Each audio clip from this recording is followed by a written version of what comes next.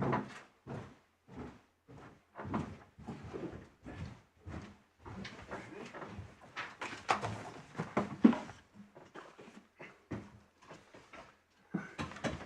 in the matter of Khan and another and Habib Bank AG Zurich. Good morning, yes. May it please the court, I appear for the appellant, my learned friend, Mr. Andrew Brown, and Mr. Daniel Top appear for the second respondent, the bank, while Mr. Ian Tucker appear for the first respondent, trustee. Yeah. My lord, for the purpose of this argument, to make matters simple, I will be referring to by name the bank, Mr. Khan, and the trustee, to avoid mixing up first and second respondent. Yeah, that'd be much easier. Thank you very much. My lord, having said that, I think the starting point is housekeeping. Yeah. We've got core bundles and the supplementary bundles. Yeah. We've got three sets of authorities. Yeah. Then we've got a single bundle, what I call the skeleton agreement bundle. Yeah. So those are the documents we have and we will be using for this appeal. But my lord, before I proceed, my lord would have noticed that for the appellant, the skeleton agreement was prepared by Professor Wasim Gandhi. Yes. For reasons which I have already set out in an email to the court. Right. The appellant could not continue instructing him. And but the point I want to make for this purpose is that my plea with the court to one, when you're writing your judgment, to recognize the great work he has done in this case. Because what I'm merely doing today is developing his point. Yeah. And you're adopting his skeleton I'm argument. adopting the skeleton and just adding life to it.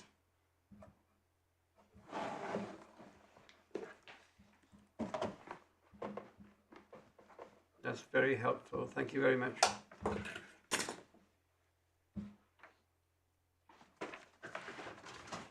Yes, my lord. Might begin with just a short chronology or summary of the case. The appellant, Mr. Khan, guaranteed a facility which was given to his then company, Gino Services Limited. And the facility was given by the bank. That was, the first facility was, the guarantee was on the 2nd of October 2000. There were subsequent facilities that were granted to Gino Services, which was considered to be a restructuring of the original facilities. Yeah. In addition to that, Mr. Khan also was trading as Afrin's Properties. Yeah. And the same bank, the bank also extended credit facilities to him in his personal capacity. What then happened was that sometime in, I think on the 13th of January 2015, Gino Services was struck off the register of the companies. Subsequent to that, the bank then sent letter of demand, both for the personal loan and the guaranteed loan. Thereafter, the bank then sent the statutory demand, and that was on the dated 2nd February 2016. Just for emphasis, there was no statutory demand sent in relation to the personal debt. It was just the guaranteed debt. Then,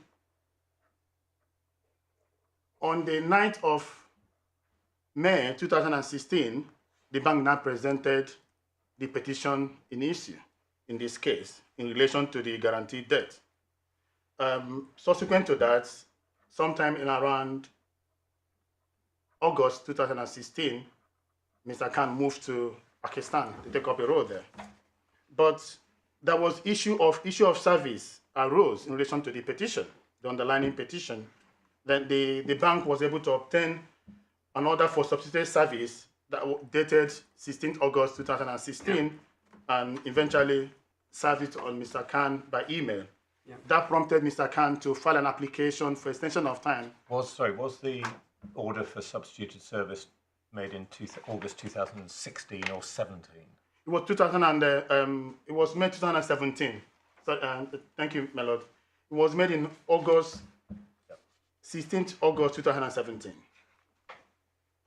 Then he made application in January 2018 for an adjournment, which was actually he made it in December, but it was considered and refused on the the application for adjournment was made on the 2nd of January 2018. Then on the 16th of January 2018, the application was refused and the bankruptcy order was made. He then appealed it. I don't want to go, he appealed, unsuccessfully appealed that. Yeah. But sometime around April, the trustee was appointed.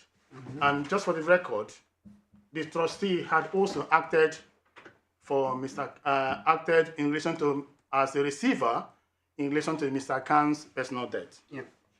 So the matters then progressed. After losing the appeal on the Court of Appeal, Mr. Khan then made application for annulment of this, the bankruptcy order. And that application was made on, let me just get this.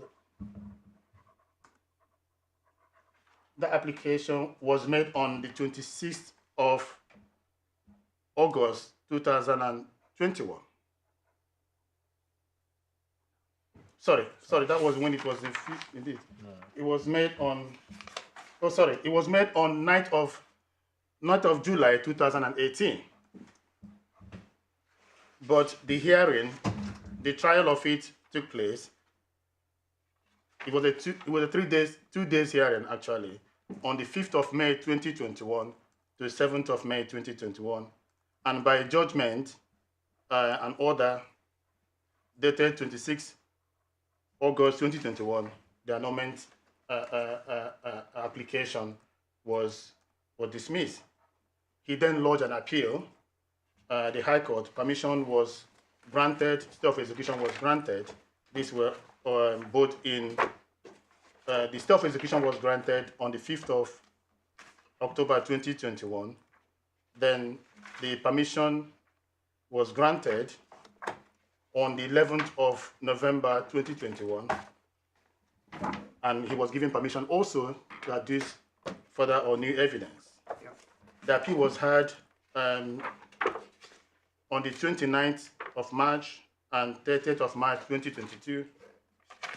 Then by judgment, dated 21st of July 2022, the appeal was dismissed. Then he lodged a subsequent appeal to this court on the 11th of August 2022. So, my lord, this summarizes the background fact to this appeal.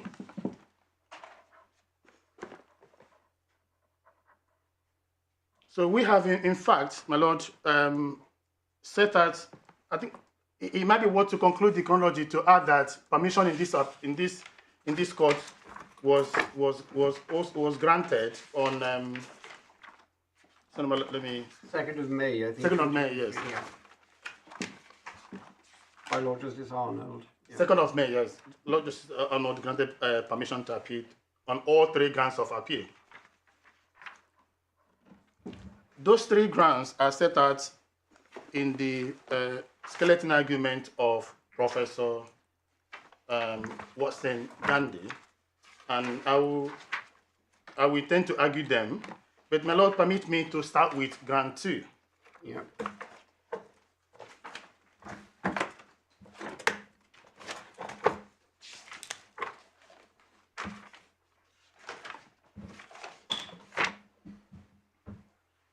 The reason why I propose to start with ground 2 is that If we succeed on grant 2, that means that in terms of the judgment of Lord Justice Mohyuddin, then we succeed, and that means that the order of the trial judge will be set aside.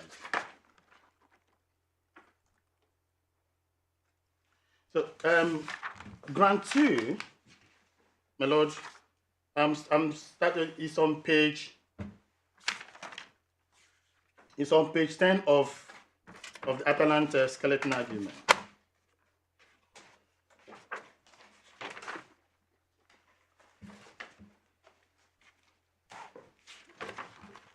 Yep. Yes.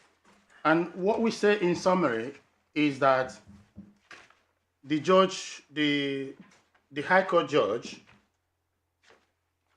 made an error of law, despite having confirmed the weight of the submission made before him on the issue of jurisdiction, but said, I'm just paraphrasing, my lord, in essence, he was saying that his hands were tied by the Court of Appeal case in Owo, Samson, and Barclays Bank. We said that is an error of law. And I intend to develop that point gradually, my lord. First is to take my lord to his judgment on that particular issue.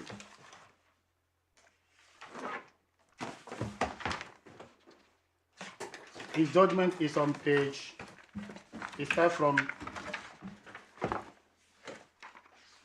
page 52 of the core bundle. Yeah.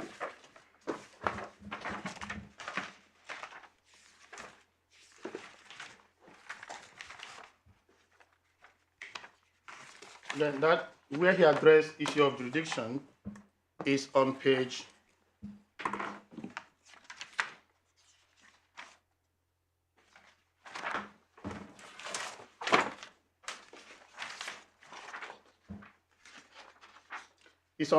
60. It starts from page 60. Yes.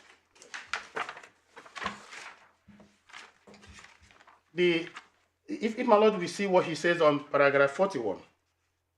He said the first grant of appeal was that the district judge had applied the wrong test.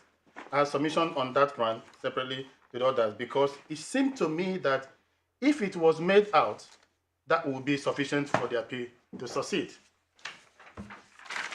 Then he went then to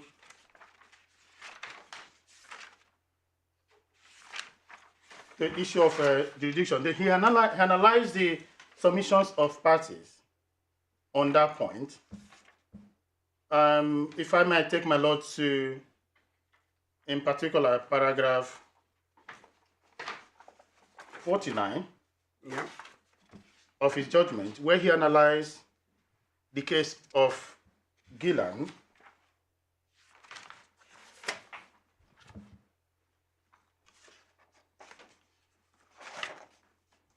Then he went down to paragraph, all the way to paragraph 56. He also talked about the judgment of Morgan J. Sorry, why are you starting at paragraph 49 rather than 48? Yeah. Sorry, Mike. I mean, the starting point, as far as the judge was concerned, was set out in paragraph 48. Yes, that's that issue of discretion. Yes, my lord. Thank you, my lord. Let me start from there. I was trying to move straight to. Do you take issue with anything in paragraph 48? I do not take any issue with anything in paragraph 48 about the word in his interpretation of the word may to mean discretion. Of course, by the common law, that it has come to be accepted that the may there represent discretion. Right.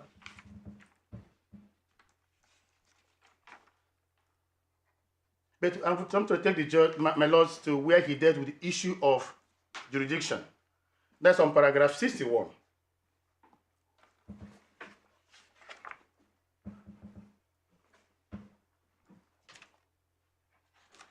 But the heading he gave it was comic cases, which for me with respect, is restrictive. What we argue was that there was no jurisdiction. The common cases, the center of main interest cases we cited, were just to support the proposition that where the foundation of the bankruptcy is taken away, or in essence, where there is no debt, then where there is no debt, where there's no qualifying debt, that foundation is gone, and no court will have jurisdiction to adjudicate or make an order for bankruptcy. But the district judge in this case didn't find there was no debt. The district judge found there was a dispute about the debt. Yes. Didn't actually find there was no debt. Yeah, my lord, that finding itself is a finding that there was no debt in the language of the Act. Because, my lord, we see that in the Act, I think section 269, a qualifying debt must be an unliquidated debt. It mustn't be damages. So the district judge made a finding which showed that there was no qualifying debt within the context of bankruptcy. So that's the point we are saying. And we say that... Well, sorry, speaking for myself, yes. You'll have to show me where the district judge made that finding, because that's not what I understand the district judge to have done. The district judgment starts at page 179. Yes.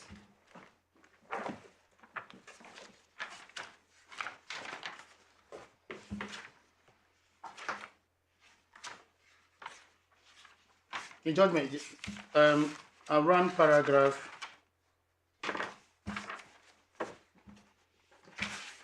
she made a finding in from paragraph 32 of her judgment on page 190. Yeah. The petition is in relation to a claim under a guarantee. Yes. Right. So it's a claim in debt? The claimant, sorry, my lord. The claim is a claim in debt, isn't it? Yes, it's a claim in debt. So it's not a damage. This case is not a damages case. No, it's not a damages case. It's a claim in debt. Yeah. I'm just giving clarification of that. But the question is whether this is a qualifying debt or meet definition of debt within the Act. And I don't have a copy of the section 269, but in the case of Owo, it was set out there.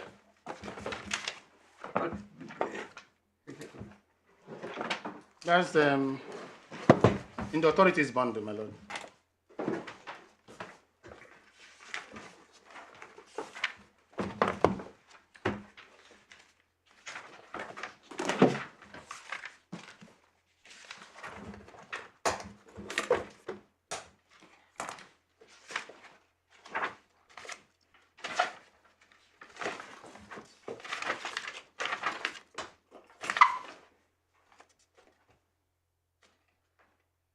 Is it page 99 of the authorities bundle, Yes. paragraph 19? Yes, paragraph 19. However, that position is qualified by section 269 of the Act. She was starting from... Right. So debt, which is the debt or one of the debts in respect to which a creditor's position is presented, need not be unsecured if. Yes. Okay. I'm trying to get a place where the word debt was, she explained it. I think you said earlier that the debt had to be a liquidated sum. Yes, That's what you're looking for. yes. You'll find that on page 190 of the core bundle in the district judge's judgment. It's 2672B. A creditor's petition may be presented in respect of a debt only if a debt is for a liquidated sum. Liquidated debt, yes. That's what you're looking for. I'm looking for. And also that's actually section 226. It's actually section 267. Yep.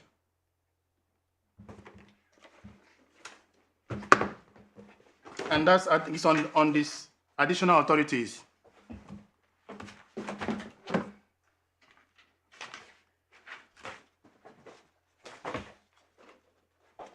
Yes, we've got 267 to 271. Yes. It says a creditor's petition must, the emphasis is must, be in respect of one or more debts owed by the debtor. Yep. And the 2B also refers to that the debt of each of the debts is for liquidated sum.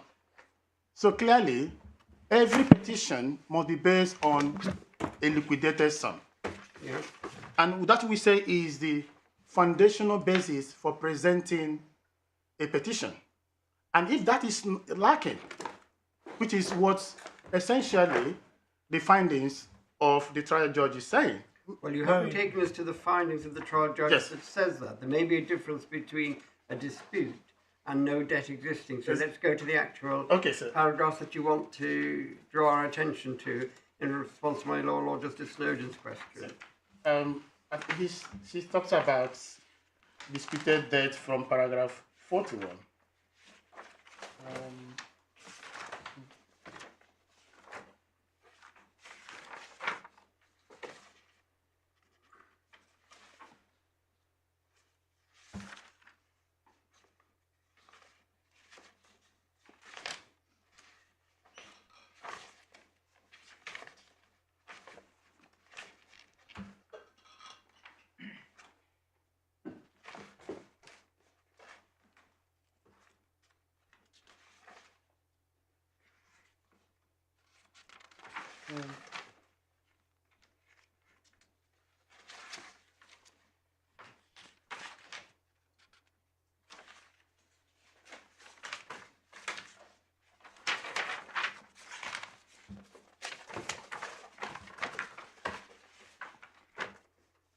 We get to paragraph 67, where there's a discussion and conclusion about the impact Yes. of the oral agreement on the guarantee.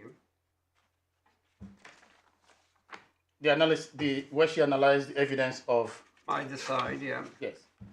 Then I think I'm looking at which particular place she made the particular findings. And if you look at 70, the district judge finds that despite the flaws in the evidence, there was evidence that there was an oral agreement, and she thought that it was sufficient to establish a genuine tribal issue as to the impact of that oral agreement on the true construction of the guarantee. Yes. Is that the finding that you're drawing Not the out? particular finding. I'm looking at then where she concluded that um,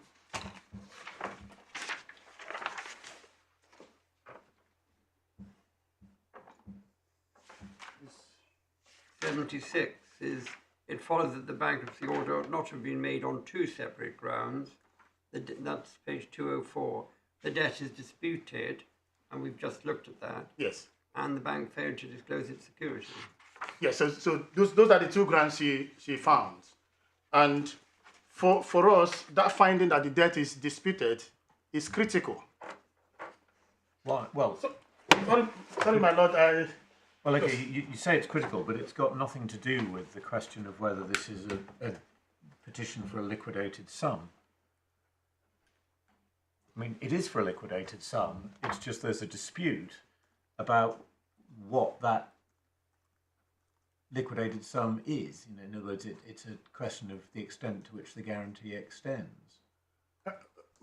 my lord, I do get my lord's point, but just if I may differ a little bit from my lord's position, is It's a question rather than a a sorry. question. Yes, my lord. If a debt is disputed, then it's no longer a liquidated sum.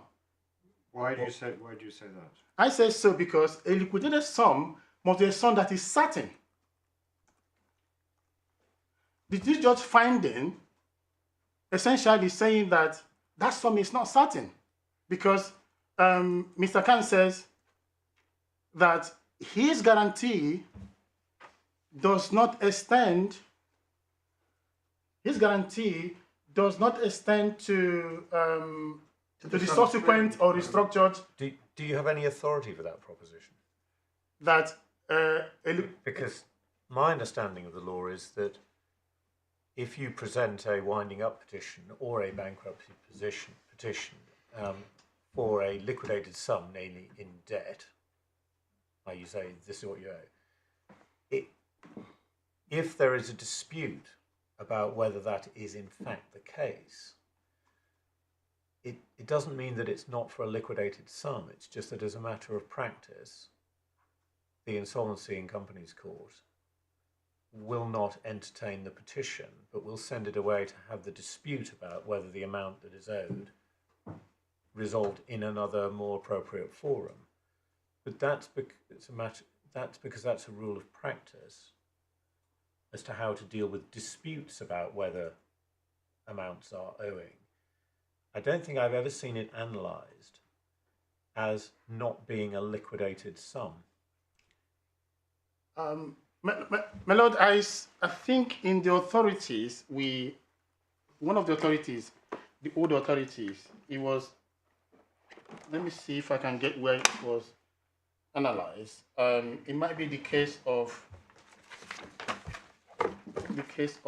Novel.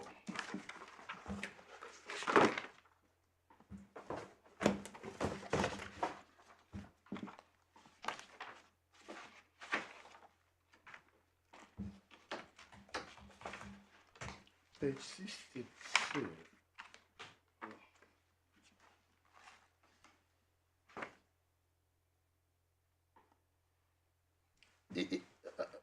If my Lord could turn to page 62 of the main authorities bundle, there was a discussion about liquidated and unliquidated debt. Yeah. That's on page 62, I think, under section or paragraph F. What happened in the case was that a judgment was obtained against the bankrupt, which he appealed, and while the appeal was pending, then a bankrupt or receiver order was made against him. But eventually, the Court of Appeal in that case, towards the bottom, allowed the appeal on the ground that no liquidated debt of £700 was due to the petitioning creditor, and that at best he only had an unliquidated claim in damages against the debtor. So, just to come to what my Lord was saying or was asking me at the point, is once it is disputed, the bankruptcy court at that point will transfer it to, or either transfer it or make a direction that it be tried within part 7 outside the bankruptcy proceedings. But your point is, once it's disputed, it's not a liquidated debt. Yes. And therefore, the court had no power. No power. To make the liquidation, the bankruptcy order. That's your basic submission. Yeah, that's my basic submission, Madam. Yeah. And this is essentially similar situation happened in the case of Renewable. Yeah. I responded to my lords.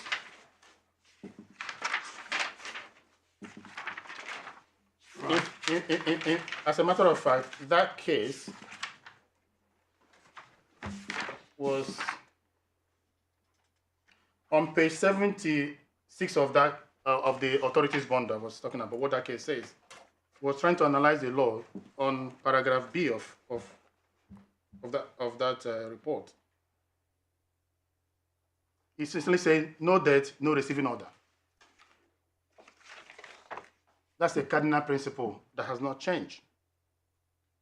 And we say that in the context of bankruptcy, a disputed debt is uncertain and therefore not a liquidated debt. And therefore, there's no power to make the order in the first Yeah, place. it has no power to make the order.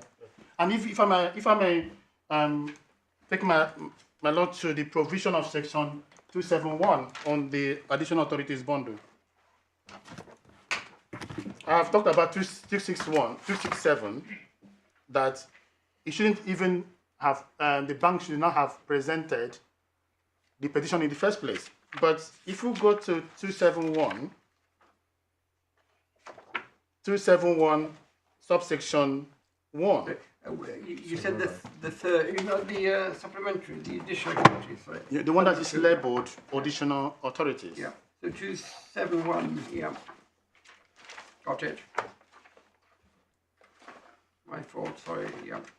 Give me a moment. The other thing I'm just struggling with is this point you're now arguing which is that this is not a liquidated debt. This is not the subject of the grounds of appeal or indeed any challenge in front of the lower courts, was it? My Lord, it has always been the position of our position, both at the High Court and in this Court of Appeal. No. I'm well. Okay. Again, speaking for myself, I didn't understand that you had ever run an argument that the consequence of the finding by the district judge that there was a genuine dispute about the debt was that it wasn't a liquidated sum for the purposes of section 267, subsection 2b. I mean, please correct me if I'm wrong, but I didn't understand that was a point that the judge, Mr. Mohyuddin, dealt with, because I didn't understand that to have been argued in front of him. Am I wrong? Or? My Lord, with respect, you're wrong in that sense, because that was essentially what happened at the High Court when the point was raised at I think the last hours of the hearing, the first day, I think the second day. The judge then gave permission for further skeleton arguments to be filed. Yes, but they were directed at the Comey authorities, weren't they? Yes, this was the Comey authorities. That is why I pointed out earlier that the heading Comey authorities might be somewhat misleading, because it's not really the same principle applies. Yeah, just the principle. You say it's not a principle for Comey orders; it's a principle of jurisdiction. Yes. Of which Comey orders is one, and you say the fact that it's not a certain debt is another. That's your submission. That's my submission. And if I may take my Lord to the skeleton argument of Professor Wasim Gandhi at the High Court, the supplementary skeleton argument is on page. Which bundle are we in? The core bundle. Yeah. Core bundle. Yeah, but okay, right. Yeah. That's on page. Sorry, my Lord. Page 134.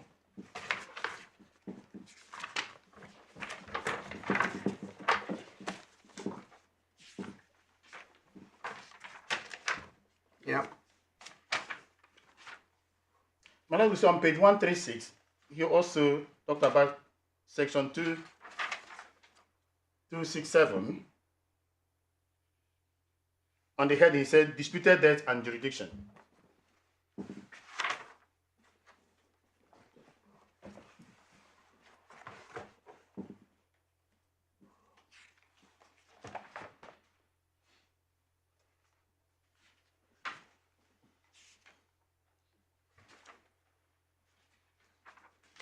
All the way to page 138 on paragraph 10, he also talks about section 271.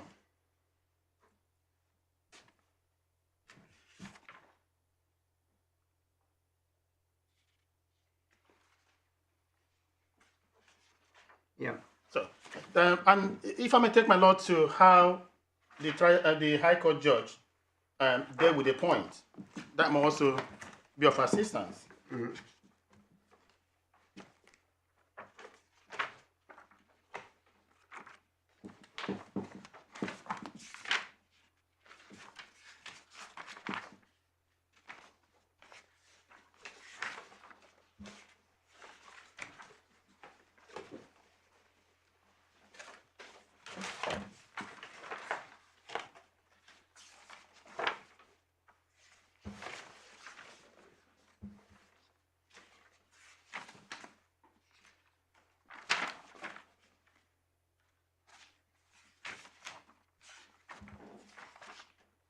On page, it starts from page 64 of the core bundle, from paragraph 61 of his judgment.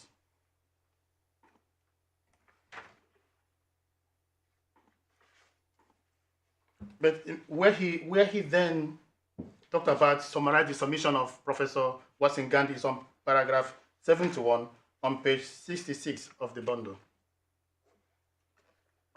Right.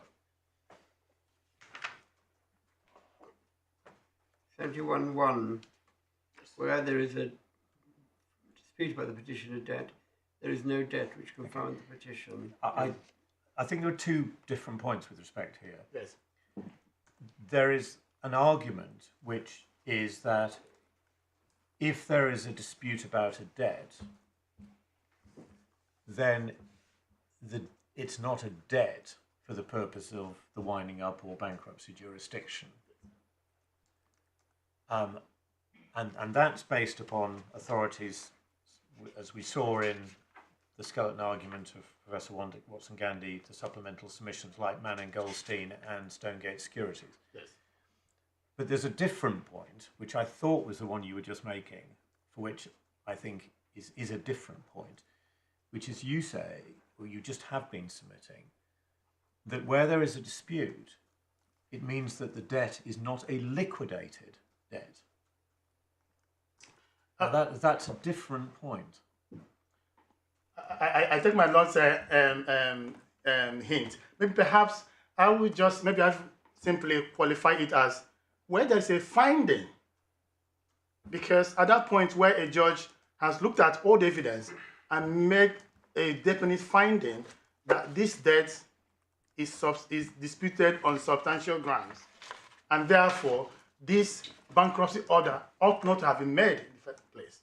Right. So now, if we're putting aside what I regard as a slight distraction about the question the wording liquidated, the term liquidated, if you're saying a debt which is the subject of a genuine and substantial dispute does not allow the court to make a winding up or a bankruptcy order because it's disputed, there is no jurisdiction in the court. If that's the point you're making, then we need to go to cases such as Mann and Goldstein and Stonegate Securities, and we also need to go to other cases in the Privy Council, such as Parmalat, and we need to go to a Court of Appeal authority like Claybridge Shipping, which say that it is true that, generally speaking, as a matter of practice, the company's court doesn't resolve the question of whether the debt is owed or not. If there's a genuine dispute, it sends it off somewhere else to be determined, and it won't make an order. But that is as a matter of practice, not jurisdiction. My Lord, I don't have the benefit of those cases, but perhaps I will confine myself to the wordings of Section 271 and 271 and 267. Yeah. Because that is the guiding principle. That's the guiding code from the Parliament we have to confine ourselves to. And also for what is said in OWO, I'm paraphrasing, he says the 1986 Act is a code. And besides, any court interpreting that code is not fettered by the previous decisions. So on that basis, I will respectfully urge my lords to focus more on the language of Section 267 and 271. And the operative words there are must and shall. So if my lord gives those meaning, the meaning their true meaning in law, that when he say must, and it means what he says. So that means that any petition that is founded on a debt that is substantially disputed, therefore not a qualifying debt, if I may use another word, Okay. that court will not have jurisdiction. Right. Well, that's very clear, if I may say so. We fully understand the submission you make, and then it'll be for us to hear the other side and reach a decision on it. Yes. I think we've clearly got your argument put very, very forcefully. Thank you very much. So is that ground one? That's ground one. Ground one is split. No, that's ground two. Ground two, sorry. I Yes, beg your ground two pardon. is split Ground two. into two. Yeah. And the second point about grant two, and which is also from the finding of the trial judge, Yeah. that the bank did not comply with the mandatory provision. Yeah. It didn't Disclose. say that it had a security of the other two properties. Yeah. Yes. And that finding has two implications, my lords. Yeah. One, it has implication in relation to jurisdiction itself, also has implication in relation to abuse of process, court process, for a bank to make statement on oath, which is false in itself. So the point I make in relation to non-disclosure is that, for me, in my submission, that amount to fundamental defect in the proceedings itself.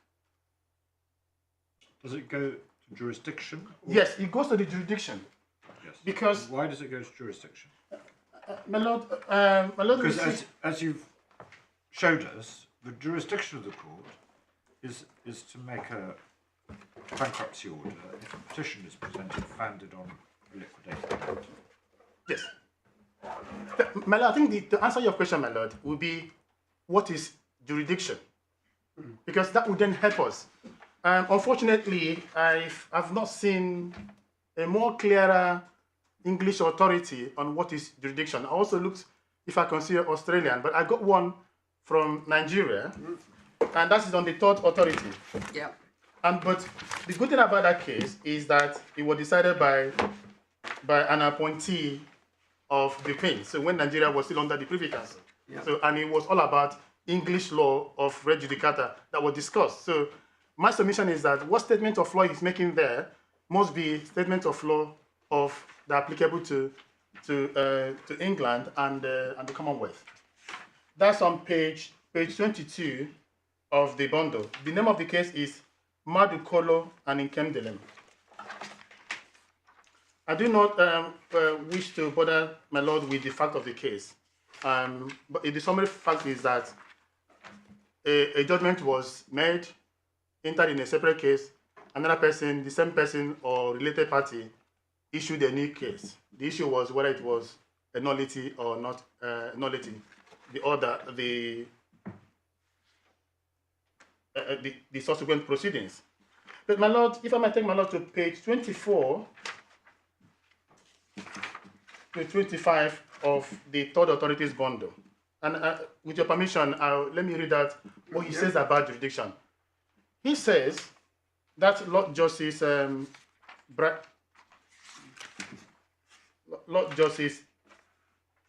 Bayramian,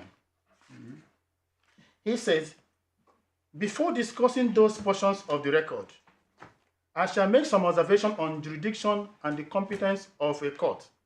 Put briefly, a court is competent when, one, it is properly constituted as regard numbers and qualifications of the members of the bench, and no member is disqualified for one reason or another. And two, the subject matter, which relates to our case here, the subject matter of the case is within its jurisdiction, and there is no feature in the case which prevents the court from exercising its jurisdiction. I will respectfully urge my lords to take note of that statement. Then on 25, the third point, he says, the case comes before the court initiated by due process of law and upon fulfillment of any condition precedent to the exercise of this jurisdiction. So this, the second and the third point relate to this case. And my submission in summary, in terms of jurisdiction, is that first, the subject matter of this case, the subject matter does not come within the jurisdiction of the bankruptcy court. As we said, the bankruptcy court, the subject matter for the bankruptcy court is a liquidated debt. And what we have here, by the findings of the trial judge, is an unliquidated debt. Therefore, that subject matter... No, you've gone back to this point about liquidated, unliquidated. That's the question of whether a debt is for a liquidated sum or damages is an entirely separate point with respect. On this point that you're just currently making, your argument, as I understand it, is that a failure to comply with Section 269, i.e. to give a statement of the security held, Yes. deprives the court of jurisdiction to make a bankruptcy order. Yes. And that's the answer to my Lord Justice Nugee's question to you, correct? Yes. Yes, my lord. Yes. If you're going to make those submissions, you need to draw to our attention and deal with a decision of Mr. Justice David Richards in Barclays Bank and Mogg, holding that a failure to comply with the requirements of Section 269 were procedural and would not prevent a bankruptcy order being made where the debtor wasn't misled and suffered no prejudice, and the court had a discretion to allow the petition to proceed. Yeah. Now that is, it seems to me to be an authority, I haven't got it in front of me, but doubtless we can get it. Seems to be an authority which is from this jurisdiction, which is actually on point, at least on the face of what I've got in front of me, against the proposition you're arguing for. Yes, my lord, as I said, I don't have the authority in front of me, but I can quickly respond to the submission. First is that when we look at the non-compliance in issue in the case, if it is, it depends on what the finding was made. If the finding was that maybe non-compliance in something that is an irregularity, mere irregularity, then one can understand, the court can waive it. But if what I'm inviting the court to do is that make a finding or determination that what happened in the present case is not a mere irregularity that can be corrected by the court. It's a fundamental defect. Right, but as I understand it, you say, look at the district judge. The district judge said two things. One, there is a genuine dispute about this debt. Yes. Two, there was non-compliance with Section 269. Your argument, as I understand it, is that either or both of those things deprived the court of jurisdiction to make a bankruptcy order. Yes. And therefore you say that the two cases which deal with a lack of jurisdiction on Comey, the Comey basis, Yes. are the correct analogy, and therefore the court should have said it has no discretion as to whether to annul the bankruptcy. It must annul the bankruptcy, or Yes. perhaps in exceptional circumstances. But I think you do put it as high as saying no discretion, Yes. must. Yeah. So you say the Comey cases are the same as a disputed debt or a failure to comply with 269. Yes. Am I right so far? Yeah, my lord, you're right. Right. Perfectly right. So if you are going to make the argument that a dispute about the debt or failure to comply with 269 deprives the court of jurisdiction to make a bankruptcy order, it seems to me that you have a duty to bring to our attention authorities from this jurisdiction on those points. And at the moment, I don't think they're in the bundle. And you're not taking us to those cases. How can you expect us to decide those issues without taking us to the relevant authorities from this jurisdiction on those points?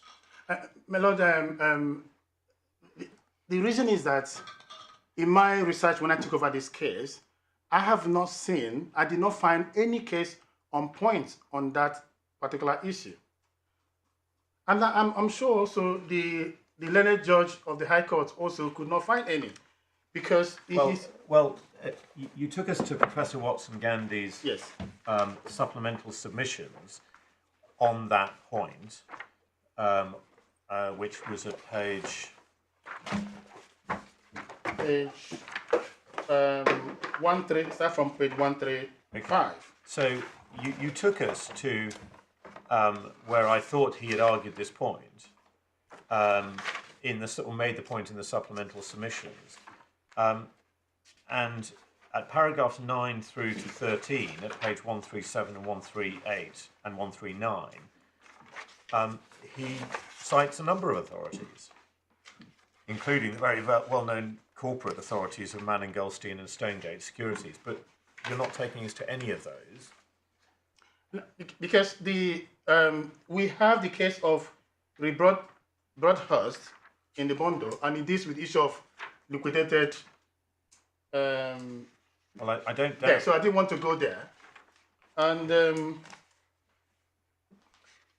also the case of Rehope, they all talks about issue of liquidated debt. So that's why I didn't bother my lord to go. Yeah, but that's all to do with a claim for damages. This is the claim of the bank against your client has never been for damages. It's been a claim under two facilities, a personal facility and a guarantee. Yes. They're not for damages. Yes, but I mean, the point Professor Wassim Gandhi was trying to explain trying to argue was that he was using it as an analogy, to my understanding, to drive the point that this debt is unliquidated, and once it's unliquidated, like damages is also unliquidated, there is no foundation upon which to found a bankruptcy petition and a bankruptcy order. Well, we've got that. Yes. I've got your second point, that you say the failure to comply with Section 269, I think it was, and the failure to notify them of the security means there was no jurisdiction. You've heard the observations of the court about Yes. the duty of advocates to draw attention to relevant authorities, and there appears to be one saying that it's not absolute, that failure to comply may all depend on the circumstances, how serious it was, what the effect was, and so on. But you're not in a position to address that Yeah, at the moment. Yes, my lord, because I don't have it. Observations about it, but we've got the submission, I think, that you say that there clearly wasn't compliance with the requirement to say that they had the security, and you say that's enough, that's the end of the matter. It means you say in your submission that there was no jurisdiction. Yes, my lord. I can also, if I may draw my lord to what the learned trial judge said about it. She said that that is a failure to comply with the mandatory provisions of the Act. Yes, So, it is. if it's a failure to comply with the mandatory provision of the Act, well, my submission is that it is not a mere irregularity that can be waived. It goes to the root of the case. Yes. I have similar authorities in the bundle, though not on bankruptcy, but which discusses the point about different categories of non-compliance with the rules or act. Well, there's quite a lot of law about that, and things have moved, and it used to be a simple matter. Was it mandatory or directory? And now the current state of the law is that in general, there may be some cases that fall within that category, but the majority of cases fall into situations where you have regard to the purpose underlying the provision, you have regard to the effect on the individuals, you have regard to the degree of non-compliance, and so on. So there's quite a lot of authority on that very apparently straightforward. Yes, But your submission is she said mandatory, and we should read mandatory as mandatory. Yes. And if it's mandatory and it wasn't complied with, the order shouldn't have been made, would not have been made.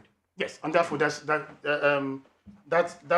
answers the point we're making in relation to the jurisdiction point. Yeah. I think perhaps if I'm at this point to discuss briefly the case of remedying, which my Lord Justice Nugee decided.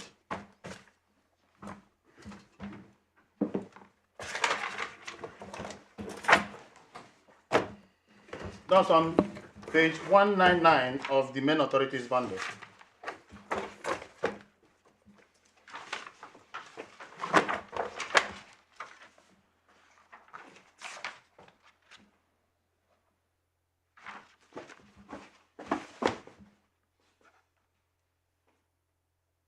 My Lord Justice Nugee was making the point from page 281 of the main authorities bundle, paragraph 29 of his judgment.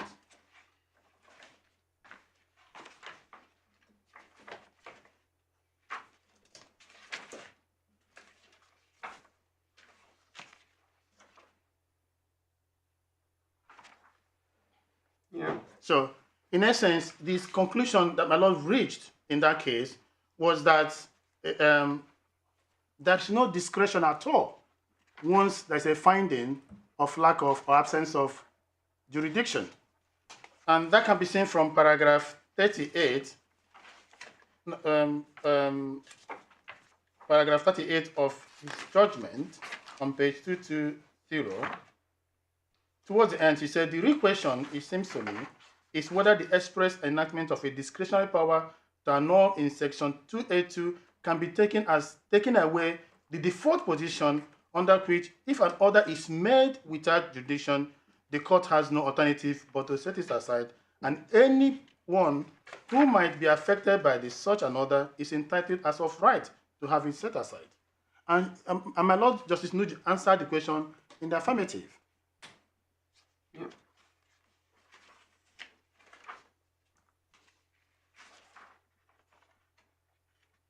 And consequently, he then allowed the appeal and made an order to annul the bankruptcy on the ground that the court had no jurisdiction to make the order in the first place. Yeah. And the principle of law that my Lord emphasized there, and which I respectfully invite the Court of Appeal to endorse, is that there is the section 282 of the Insolvency Act is subject to the general principle of where there is no jurisdiction, the order must be set aside. Yeah. Right. So that's ground 2, really, in a nutshell. Yeah, that's not in a nutshell. Yeah. But the one clarification, the problem with the judgment of the trial and the High Court judge, yeah, which to me seemed to be supporting our position, but essentially said that the case of Owo prevented him from holding otherwise. Yeah. His judgment is on page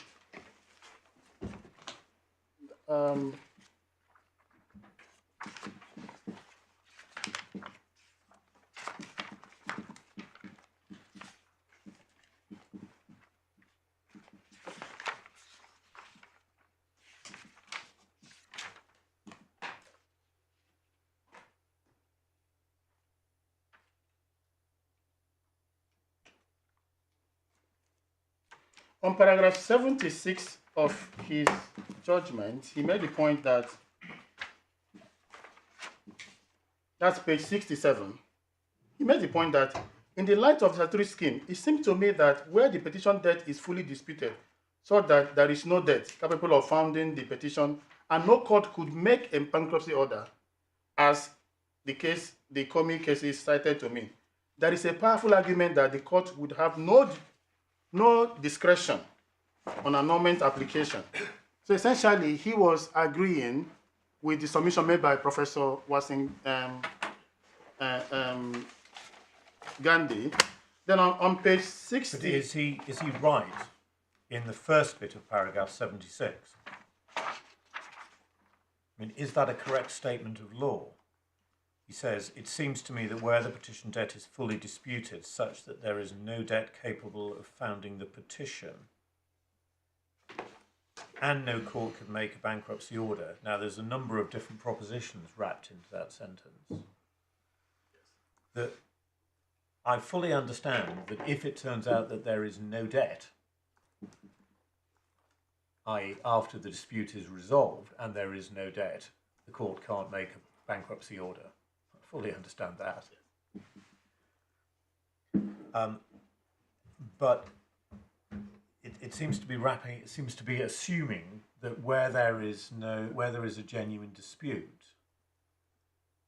that is this right, that the petition as a matter of jurisdiction has to be dismissed. I mean, that must be your case. Yes, it is. And he agreed with that. And well, Melody, okay, but that is I don't think that's a proposition, i.e. that the existence of a dispute deprives the court of jurisdiction. It's a question of how the court goes about resolving it, isn't it? I mean, I understand that if there's no debt, the court can't make an order, but you're saying that the finding of that there's a dispute means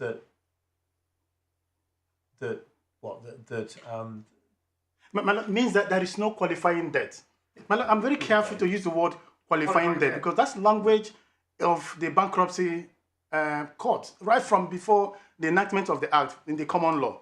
The language has always been qualifying debt, to take it away from every debt anybody can But assign. you're saying it's a precondition Yes. that there is an undisputed debt.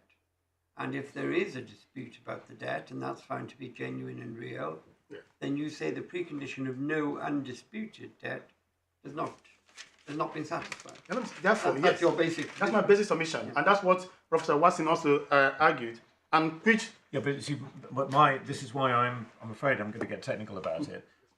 It follows from your proposition that the court has no jurisdiction to entertain a petition, i.e., looking at the words of Section 267, you say that a creditor's petition cannot be presented to the court if there is a genuine dispute about the debt.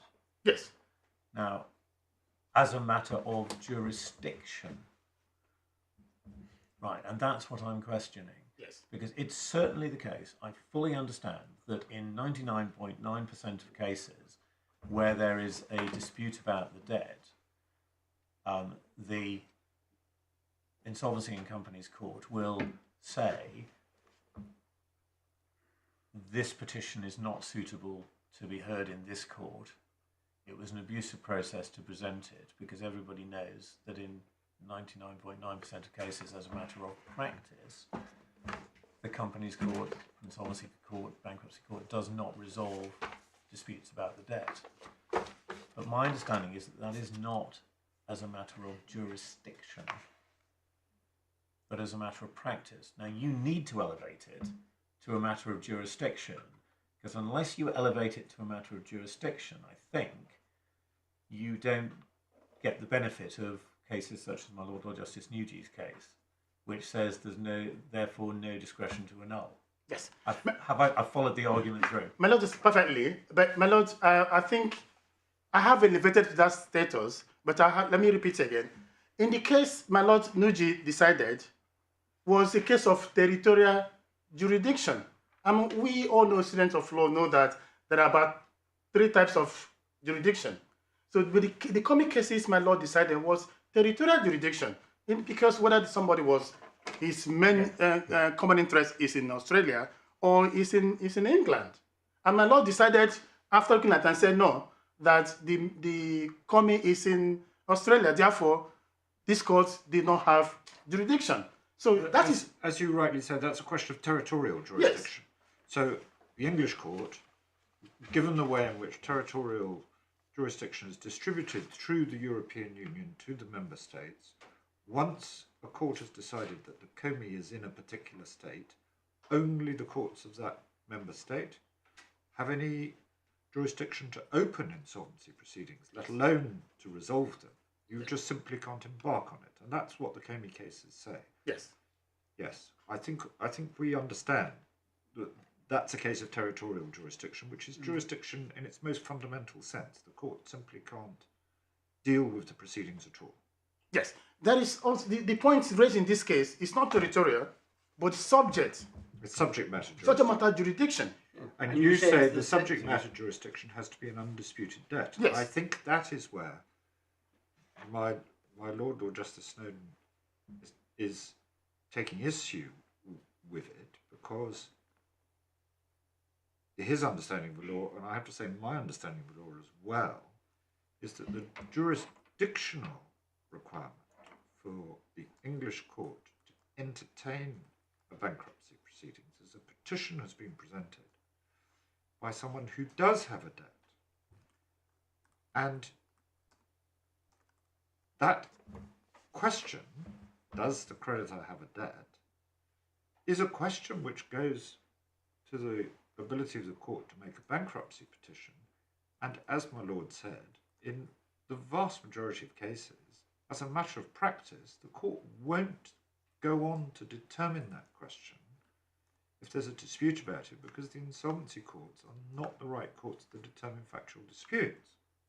That doesn't mean, there's been no finding in this case that the bank doesn't have a debt. There's been no finding the bank isn't a creditor. And it would, it seems to me, have been possible as a matter of jurisdiction for the insolvency court to determine whether the bank's debt was a real debt or was not. In practice, it wouldn't do so once it knew there was a dispute. That's not because it didn't have jurisdiction to do so, it's because as a matter of practice it wouldn't do so. And if my lord is right about that, it's a question of practice, not law, then does it not follow that this is not something that goes to jurisdiction in the fundamental sense at all? It simply goes to the way in which the courts regularly dispose of proceedings, but not what power they have to open and entertain the insolvency proceedings at all. I take the hint of my lord's. We're testing the submissions. I mean, Yes. what we've got to decide. I mean, your submission is clear that the precondition is that it be undisputed. And if you say it's disputed and being found to be genuinely disputed, you say that's the end. And we've got to decide if you're right or if you're wrong after hearing from Mr. Brown. But your submission is, and you're not resigning from it, that unless there's an undisputed debt, the court can't even entertain the petition. It can't even look at it. It should say, no, we're just here for undisputed debts. And this is a disputed debt. That's your position. That's my position. I just have 2 points to make about what my lord said about the practice. With respect, if we look at the authority of all we have said about the 1986 Act being the code we're looking at, and the self-contained code itself. If it's a self-contained code, then this court, we have to go back to that code and look at it critically, notwithstanding the initial position. My lord, there's a case in this Court of Appeal that I can't remember the Lord Justice who said that we have been going the wrong way all these years. Has it not come for the time for us to look at it? And that is the beauty of common law, unlike Parliament, which is take a long time to make. So if it's a matter of common law, and my lord appear to suggest it's a matter of practice, then it behoves on this court of respect to look at it again and see whether if we have been getting something wrong all this while. Yeah. All right. So my submission is that my invitation to this court is to look at it critically, looking at confining yourself to the language of the Act. If it says must, it is must. If it says shall, it is shall. And where also the trial judge has made a finding and said that provision is a mandatory provision. It has not been complied with. For me, it raises issue of jurisdiction. And finally, on this point is, my lord also know, the way court entertain questions of jurisdiction, the court does not shy away from it immediately. The court will take argument on it. Then when the court reaches that point where it says, I don't have jurisdiction, the court will then say, there's no basis to proceed. Then either the case is struck out or the person takes any action they want to take. So I think, my lord, I've made the point. That's ground 2 dealt with, I think. Yes, I think I've grant 2. The next grant is grant 1, which essentially is saying whether which test to apply. Is it test of exceptional circumstances? Is it test of all circumstances? Yeah. As the trial judge and the High Court judge seem to have approached them. But if we rely on the case of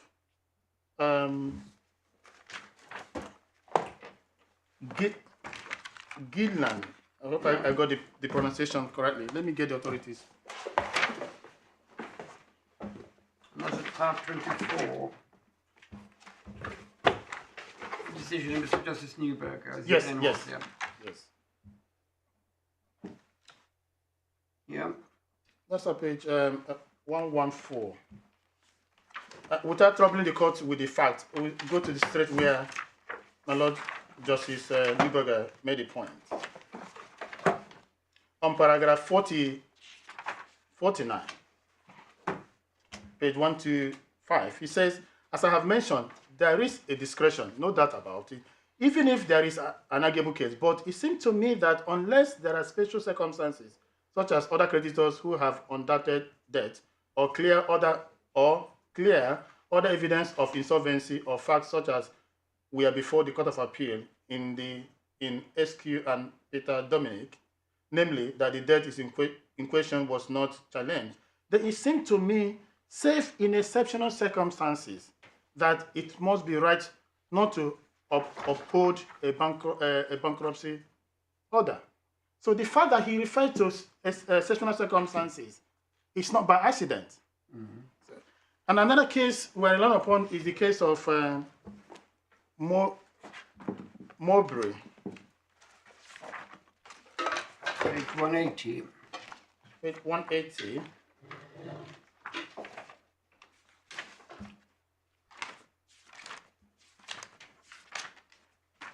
Yes. And then we see that in that case, reference to exceptional circumstances were repeated. Sorry, can I didn't hear the. Sorry, I didn't hear the. I was writing. I didn't hear the reference, the page reference. Paragraph 81, I think. 81. Sorry, of which page? It's Mowbray, Mowbray. which is tab 27. Thank you. Page At 194. page 194. Thank you very much. 81.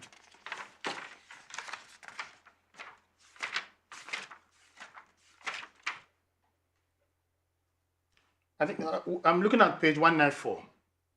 Yeah. My Lord, we see that what the judge was saying. In my view, although the discretion is to do so is broadly stated, it is only in exceptional circumstances that it is right to decline to grant an annulment if it is demonstrated that a dispute as to the petition debt was genuine and on substantial grounds, and thus could not properly be the basis of an order of bankruptcy on that petition. So we stand on these two authorities. The fact that these two authorities have said so. Well, hang on, but I don't think that Mr. Justice Hilliard, with respect to him, has correctly encapsulated what Mr. Justice Neuberger said, has he? On paragraph 81, I think, at my submission, I think the judge correctly. I mean, what Mr. Justice Neuberger said is, unless there are special circumstances such as other creditors who have undoubted debts or clear other evidence of insolvency or facts, so he sets out a whole raft of possibilities, in which case it would be possible for the court to say we will not annul. So, for example, if there are other creditors with undisputed debts who could present their own bankruptcy petition immediately, and if it was clear evidence of insolvency, the court won't annul. He says, if you haven't got those type of situations, then you would annul, save in exceptional circumstances. But he's setting out a whole raft of qualifications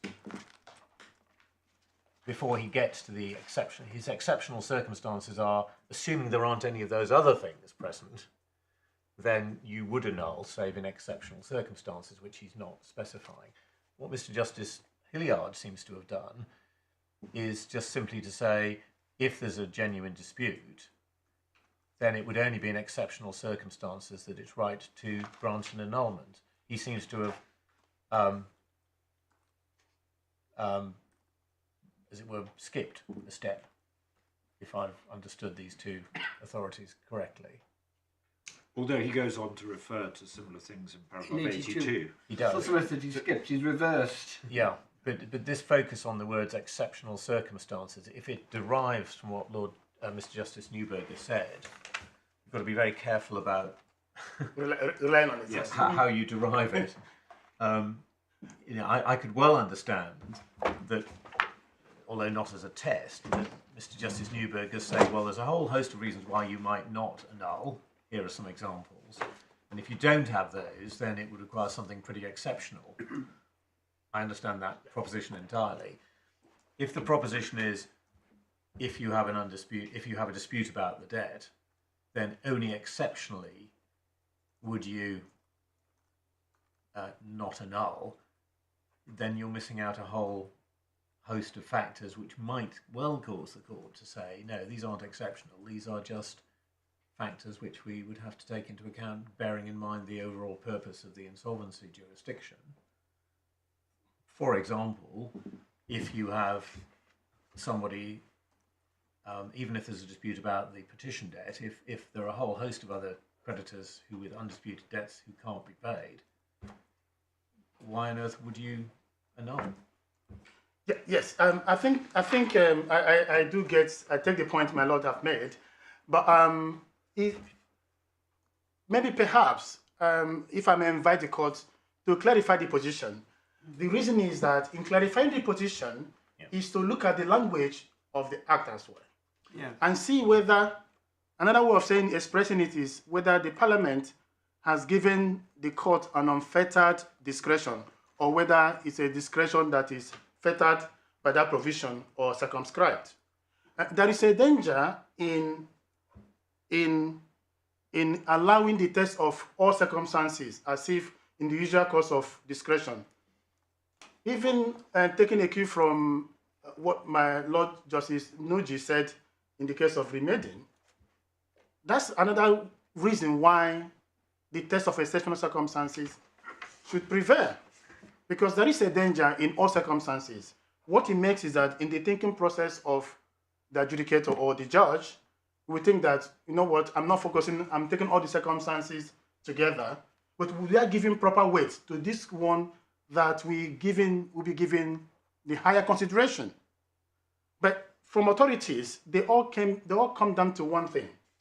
Clearly, the interest of the creditors. Essentially, that is why the bankruptcy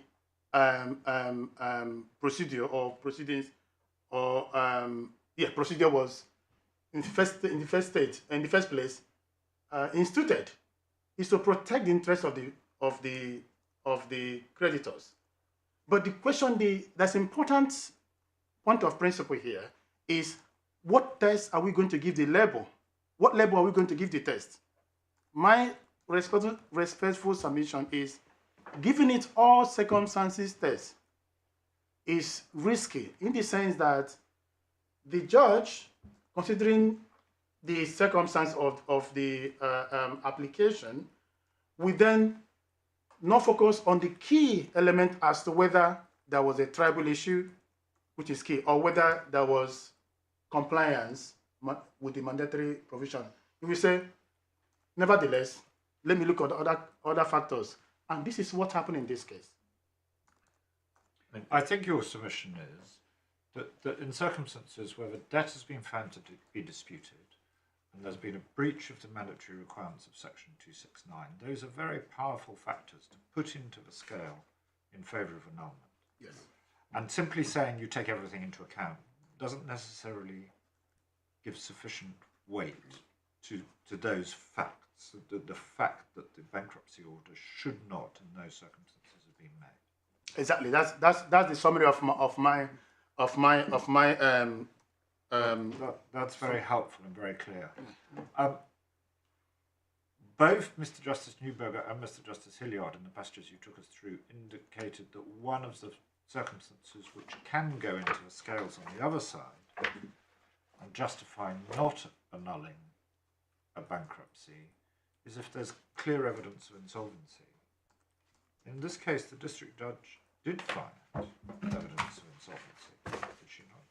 Yes, she did find evidence of insolvency, but which to us is also problematic, because in actual sense, there is no, Mr. Khan is not going to be insolvent. He'll be able to meet any debt. Well, and that's a factual finding. That's a factual finding. So you can't really challenge that in this court. Yeah, no, I can't challenge that because permission was not granted. Yes. Also, one of the factors that she gave weight to was the issue of limitation. That's ground 3, which we're going to come to. Yeah, that's a good ground 3, yes. But would it not have been sufficient justification in itself to decline to annul the bankruptcy that Mr. Khan, on her findings, was insolvent, and in those circumstances it was inappropriate to annul?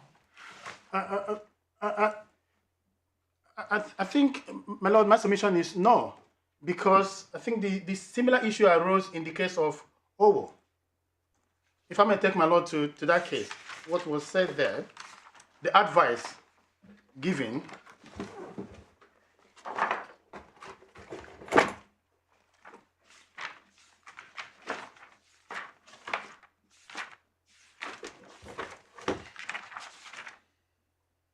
I think on page 112 of the main bundle, authorities bundle.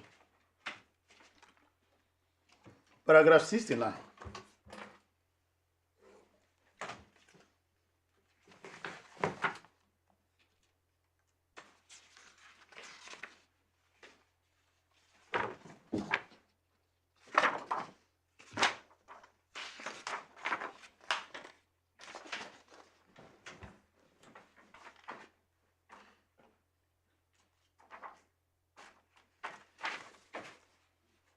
Notwithstanding the finding that the bankrupt in that case was simply putting, what in the word of the judge, putting off the evil day.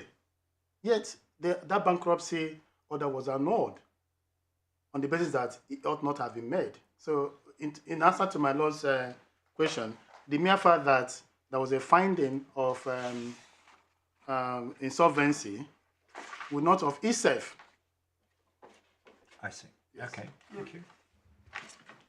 Because it could be a case where, and which is apparent here from evidence, even though it's a factual issue, that Mr. Khan is well able to pay the debt. But you can't.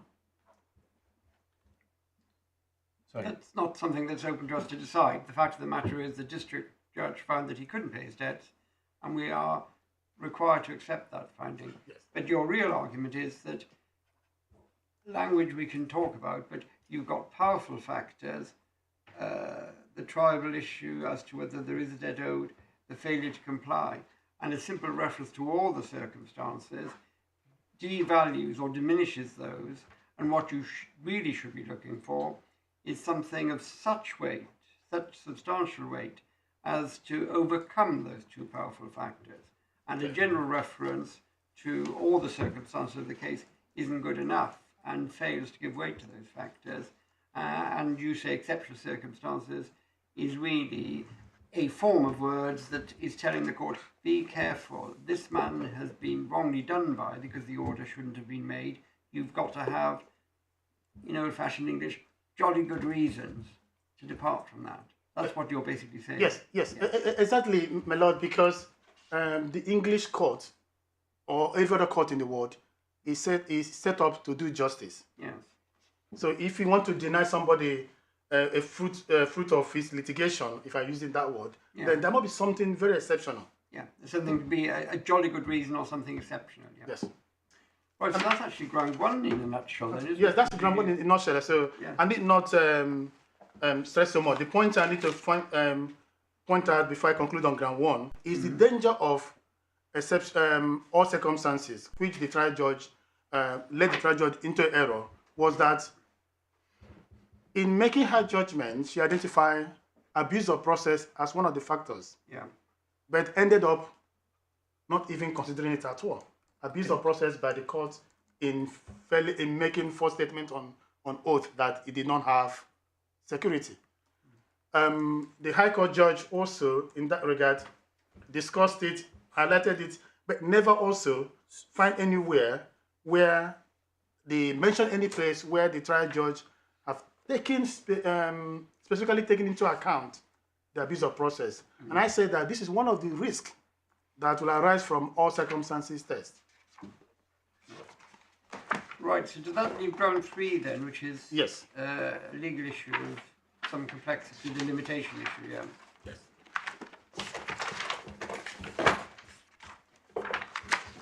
Right. Yeah. On ground three, yeah, we have said that. Sorry, can I just get the reference to? Did I correctly hear you that the district judge found that the bank had made a deliberately false statement about its security on oath? No, I didn't. That's what I said. What I said that. Sorry, I thought that's what you did say. No. That's my own submission. She found that the judge did not disclose their security. In fact, what the bank stated in the form was wrong. Yeah. Essentially, that's what she's saying. Yes. So I'm the one that said it was a false statement on oath because the statement that the bank made was verified with a statement of truth.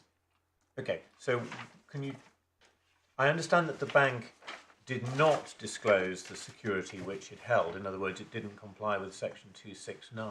Yes. Are you saying that it made a affirmative statement that it had no security, or are you just saying that it failed to disclose the security? Because the two are different. Yeah, he made a specific statement that he had no security. If I may take my lord to... Yeah, okay, sorry, I'm only just questioning because Yes. I hadn't picked up that apart from not disclosing the security, you're saying that the district judge found that the bank had made an actual statement that it had no security. Positively misled. Positively Yes, led. yes. Sorry, and I'm just trying to make sure I understand where that is. And also, just to say that is, maybe if my lord wants me to refer my lord to the bank's, the petition debt. I mean, the petition is Can in the we do bundle. it in stages, please? Can we just find out where in the judgment of the district judge she makes the finding that not only did they fail to say, by the way, we've got security over 2 properties, but they positively misled the judge and said, we don't have any securities. That's what I think my lord is asking. Yes, yeah, for, which I do understand you to be submitting. So we just need to locate that in the Yes. judgment of the district judge, which paragraph of her judgment. Yeah, her judgment starts from page 179. Yeah, Yes. and which is the paragraph that deals with what the bank did, as to what it didn't do.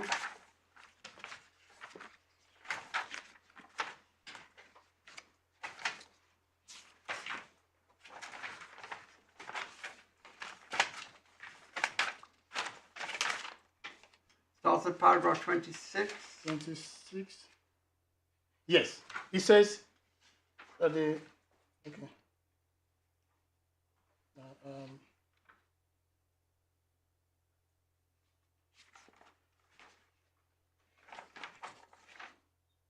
So it's what is said in the petition. It's recited at paragraph 32. Is that right? It says the petition. Yes. Okay. So Yeah. so what's said is that the bank. See, you're saying that that statement was presumably verified by a statement of truth in Yes. the supporting. Actually, where is the petition? The petition is in the file, isn't it? It's in the file. It's on page. The petition debt is on page. It's in the core bundle. It's in the program. I think it's supplementary.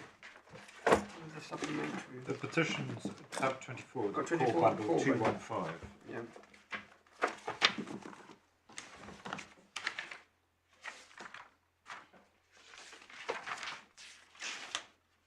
Yes, it's on 215. And the statement of truth is 216A. Yeah. Right. So you say that there's a statement in the petition which is in fact it's a standard form. It's printed on the. I think it's a standard form, in fact, but paragraph 6 is the standard form.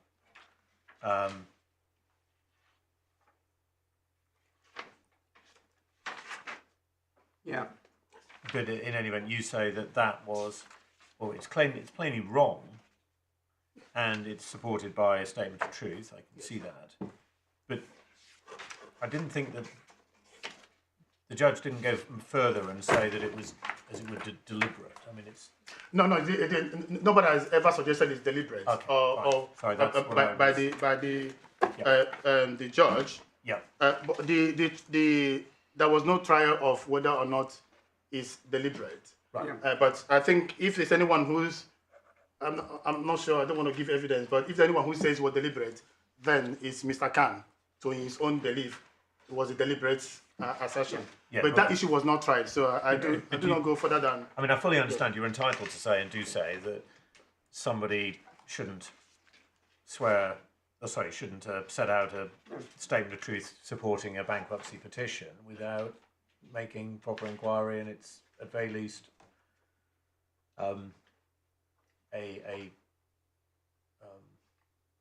it's something that shouldn't happen. Well, they should have struck out 6 because otherwise the judge is going to have a false impression. Yeah.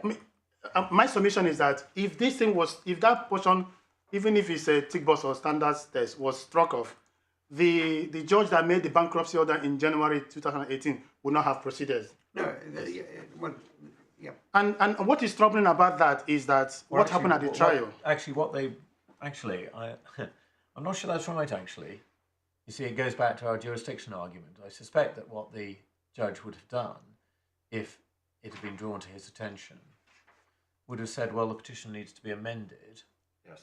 to state what the value of your security is, or you have to acknowledge that if you present a petition and you don't state the value of your security, you are deemed to have waived your security for the benefit of all other creditors. And so normally what happens in this situation, which is not unusual, is that the court will say to the secured creditor, you have a choice.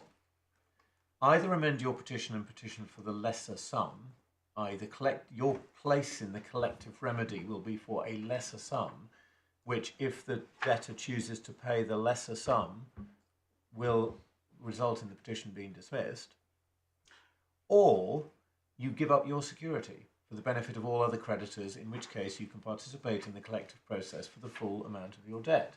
And normally the court will put the creditor to their election, which demonstrates, apropos the decision I referred you to earlier, that it's not fatal, it's not a lack of jurisdiction if you present a petition and don't comply with section 269. It's something which the court deals with as a procedural defect in the way that I've just described. I mean, have I got that wrong? My lord, I agree with my lord, you got it right, but in context, I will slightly disagree with respect, in the sense that...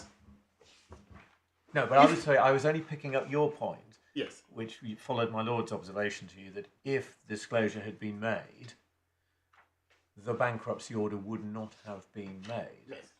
And my only point is that isn't necessarily the case.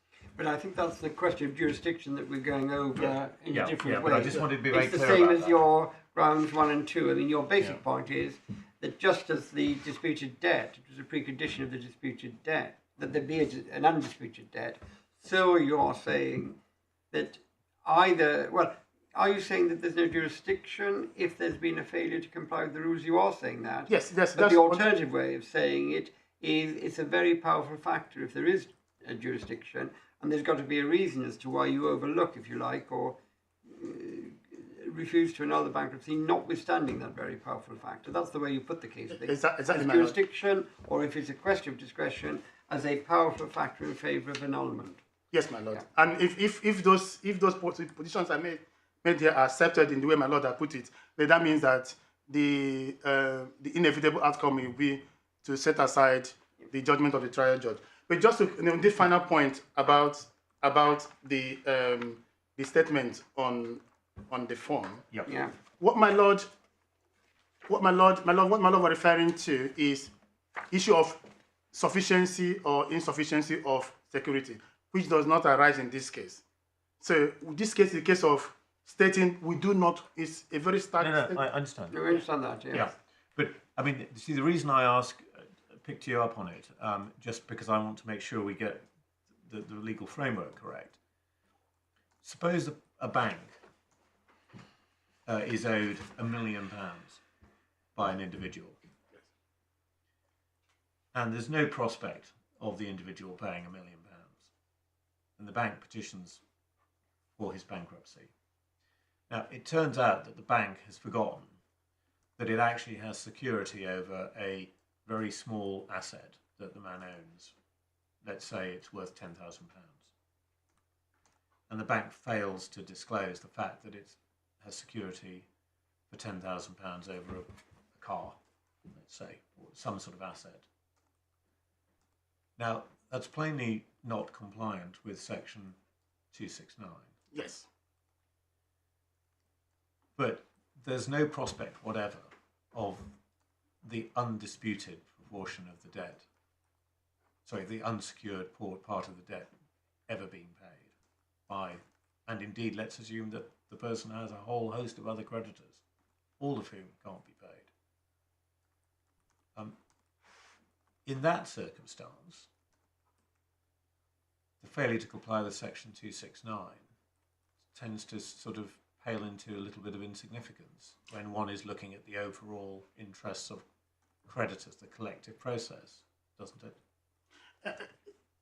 It does to some extent, because if I understand my Lord's analogy clearly, is it then have to bring the question into the sufficiency otherwise or of the security. I was going to rather mischievously put to you that it all depends on the circumstances, doesn't it?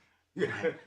And also, the district judge did have evidence about certainly the bank's perception of the value of its securities. There were two securities, but the bank's evidence was that it didn't place any real value on them and was always going to waive them.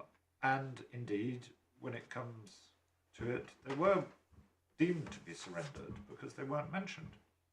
So the district judge was, I think, clear that there had been a breach of the rules, but also said that I accept that a submission to amend the petition to say either we're not relying on the security or we value it at X and we're relying on the unsecured part would be likely to have been successful if it had been made. But she didn't have to decide that it would have been successful because that wasn't the question. But and at this stage in her analysis, she is accepting there's been a breach, and she's accepting that's one of the two reasons why the order should not have been made. But those things, picking up my Lord's point, do illustrate that the breach of Section 269 depends for its seriousness on what the practical impact of it is. And she certainly seems to have thought the practical impact in this case was not very significant. The challenge I have is that the way my Lord has put it is not it's not the way the trial judge put it in terms of whether significant or not significant. It might be, my Lord might be making a very powerful point in that direction. But the key question is what the Act says about. Yes, that's what you say. We should focus on the Act. Yes, what the Act says about it. It says he must disclose that. But in this case, it was not disclosed at all. For whatever reasons, nobody will ever know because that issue was not right. But what was more troubling in the case was that the issue arose in trial. And the bank's witness tried to, his evidence was that it was waived. But he was unable to provide any evidence of waiver, and the district judge made a finding in that case that... No, he can wait. Sorry, wait a minute. With the waiver we're talking about is a unilateral waiver by the bank of its security. I mean, the bank need do no more than say, when the point is raised, oh, okay, we didn't put the value of security in the petition. We are prepared to waive our security full stop. It's a unilateral waiver by the bank. What the bank is doing is, by the petition, it is saying we wish to participate in a collective process for enforcement of debts by unsecured creditors.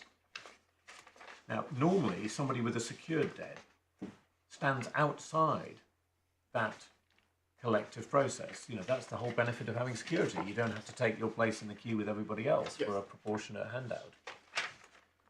But if you want to, you can.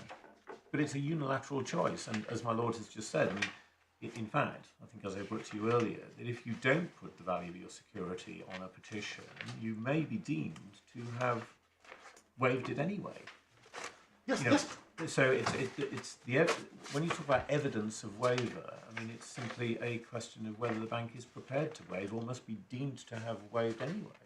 Okay, I get my last point, and the findings of the trial judge was that the trial judge ruled against him on that point. It was not waived, and that is why she reached the conclusion that the mandatory provision of the Act was not complied with. Well, we've got she sets out the evidence and she sets out her conclusion. Yes. And we have your submission that that is a very powerful factor. A bank, you say, should not go to a court, fail to declare that it's got security, and should that happen, that's a very powerful factor, or alternatively, in your first ground, would mean that they had no jurisdiction. So I think we've got all of that, Yes. actually. So it's probably sensible, unless there's anything else you want to add, to move on to your ground 3, actually. Yes, yes.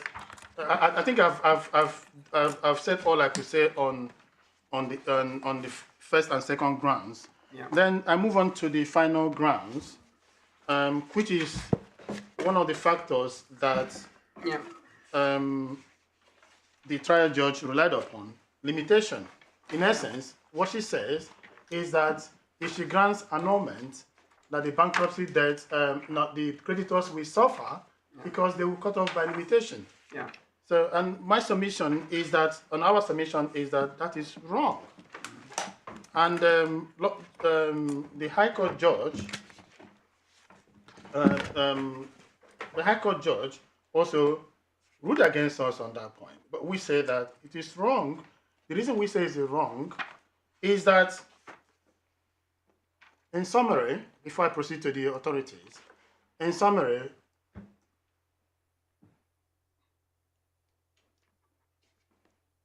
we say that the effect of bankruptcy order is to cancel any debt or debt within the bankruptcy. Cancel limitation in relation to all debt within the bankruptcy. Well, it suspends the limitation period, you say. My Lord, I want to qualify the language. I don't want to use the word suspend. I want to use the word cease and end. Ah, right. Yes, Okay. it ends limitation. And what the High Court judge said was that he does not have authority as to what happens if there was then subsequently an annulment.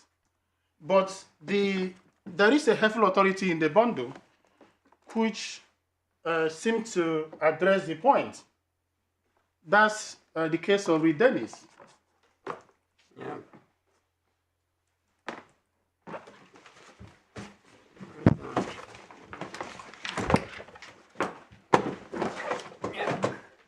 The Reed Dennis is on page 4444 of the main bundle. Yeah. Yeah. The initial point to make about the case is the fact that Judge Vaughan Williams essentially is saying that the same test that applies to receiver order applies to annulment.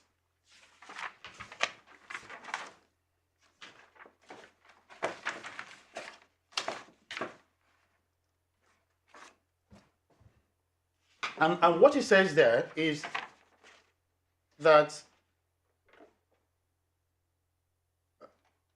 I'm trying to look at, because I think this is the summary point. I'm trying to look at where his clear statement of law.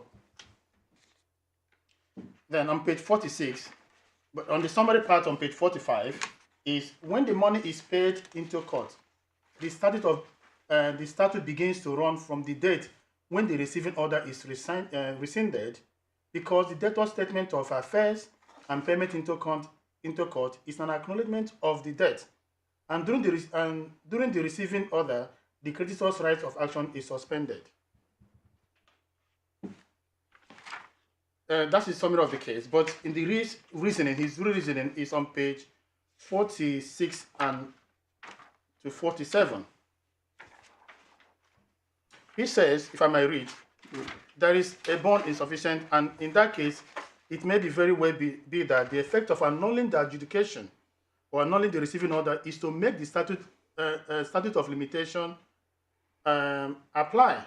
And I know of nothing which would prevent the statute applying, because in such a case, there is no trust in favor of the creditor, and there is nothing that amounts to a payment to take the case out of jurisdiction. So what he's saying in summary is that once there's a proof of debt, and this debt is within the bankruptcy, that the language suspended or ceased, the statute of limitation stops. I think both I think the bank seem to be in agreement with this. What then is problem is what happens after their annulment. And my submission is that it starts afresh. But Dennis doesn't say that, does it? Dennis seems to say the opposite. On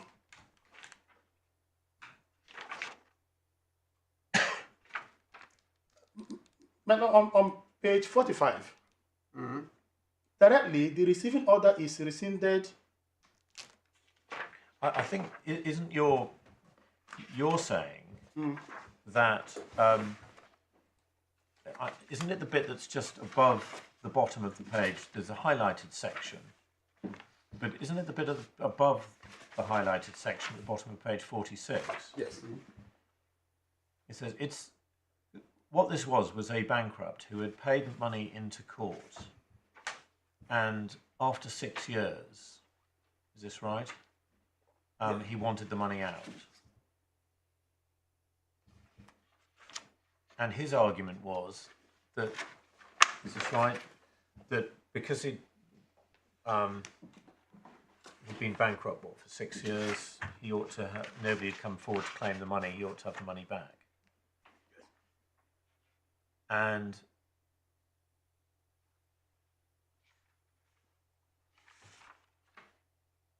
this was following a receiving order having been being annulled on the payment into court. But what Mr. Justice Vaughan Williams says is, it suggested the present case is within the statute of limitations and that as these creditors have not applied for the amount which was paid into court to cover their claims, the debtor is entitled to have the money back. He says, I cannot assent to that. If I were dealing with the annulment of an adjudication under these sections, it clearly could not be argued.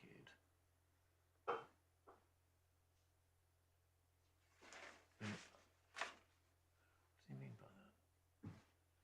In other words, if there'd been an annulment of a bankruptcy order,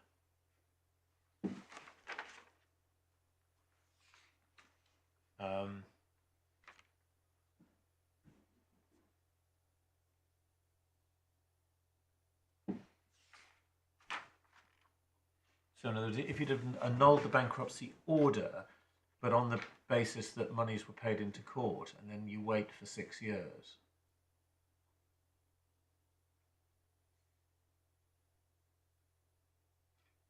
I read it as him saying that the statute of limitations isn't the issue, and the ultimate creditors aren't prevented from trying to get the money out of court because 6 years have gone. They could, if they came to court, say, well, I know we haven't done anything for 8 years or 9 years, but we are creditors and we'd like the money back.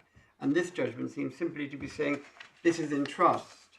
The statute of limitations doesn't really matter, and before we pay it out to the debtor, we should satisfy ourselves that there are no creditors out there or representatives of creditors out there, and that's the issue. Is there anybody still left who's a debtor, who's a creditor, rather than any question of the statute of limitations applying? That's what this seems to be saying. So is it dealing with it on the basis that the payment of the money into court effectively constituted a trust or a fund? I mean, it seems to be what is being argued. Yeah. That seems to be the ratio.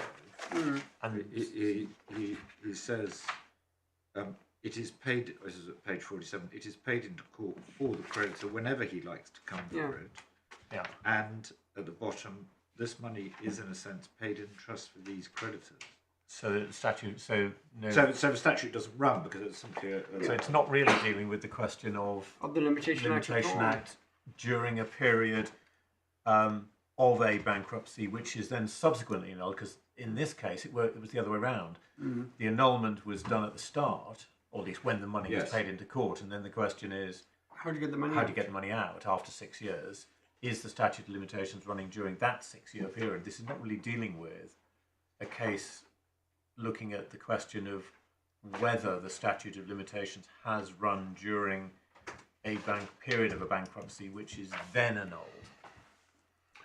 I maybe perhaps I'm reading it differently, is that what happened in the present case, in Mr. Khan's case, and the case we're dealing with, was that the district judge took into account, in exercise of her discretion, the fact that if she was to annul this bankruptcy, that means that the whole of the suspended period, because the effect of the bankruptcy annulment will be take back the bankruptcy where he was. That means that in the eyes of the law, that's I'm paraphrasing, in the eyes of the law, there was no stoppage of limitation period. The district judge was worried, I think, that people wouldn't have brought a claim because there was a bankruptcy. Yes. 6 years would have passed, the order would have been annulled, and then if they did come forward to make a claim, they'd be told, no, you're too late now, because even though there was the bankruptcy in place, that's been annulled, and therefore all that period of time when the order was in place before it was set aside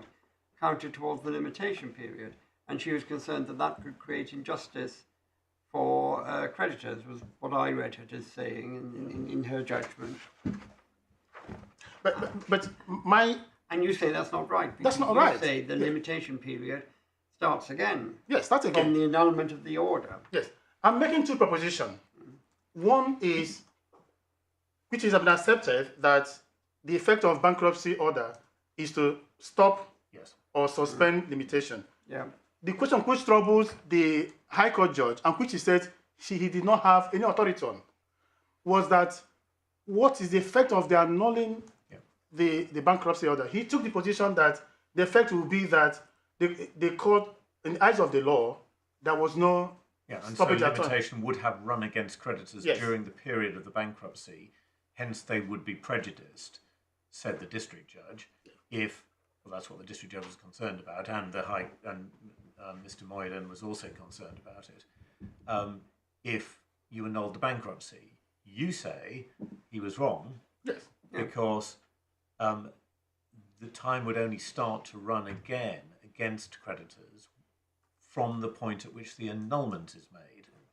And I understand your argument, because you say that otherwise creditors are in the impossible position, which my lord was just putting to you, of being prevented from doing anything during the bankruptcy, because you can't, because as a creditor you're forced to join the collective process unless you make an application to be able not to do so, and you have to show good reasons for that. But then you're prejudiced when the annulment occurs at a later stage because you didn't do anything. So it's an impossible position for creditors, you'd say, which should have led the judge to say that time doesn't run for limitation period purposes against a creditor, even where there's an annulment. Yes, and as I said that, just to add, as a matter of law, if I may just please my lord you to said look... authorities, you've taken us to Dennis. Dennis. Are there any other authorities on this point you want to take us to? Yes, I wanted to clarify the point about my lord made about the redeeming. Yeah. Though the ultimate question which the court reached was that this debt that was asked outside the bankruptcy in itself, nevertheless, is cut off by limitation. Therefore... Oh, yes, if it's outside the bankruptcy. Yeah, outside the bankruptcy. That's the point. Yes, yes. I want my lord to take note of, because it appears from the bank's argument that they have not highlighted this point, that it is this position about those who will be affected by annulment, that is those whose time will continue to run, are those creditors whose debts are outside the bankruptcy. Yeah, I mean, it must follow that if your debt is not provable in the bankruptcy, then time will continue to run against you. In the normal way. It's not. If I may qualify that, my lord, because the debt has already come within the bankruptcy. I think my suggested proposition would be, if your debt had come into the bankruptcy, i.e., had been declared in the proof of debt, then it's within the bankruptcy. Once the bankruptcy is annulled, the limitation period, your limitation period, my two submission, one will start afresh from the date of annulment. Yes. Yeah. I'm going to come to the Supreme Court case, not in direct relation, but which can assist the court in determining. We've got the submission. We understand the submission. Yes. You said you had some authorities to back it up, and we've gone to read Dennis. Yes. What were the other authorities to support the submission? We do understand your submission. Yes. You say that for those debts in the bankruptcy, it starts again. It's not a question of having already run during the period of the bankruptcy. So what are the other authorities that you want to take? The other authority we'll talk to is the authority Cotterill. Cotterill, yeah, that's the next one. Cotterill is on.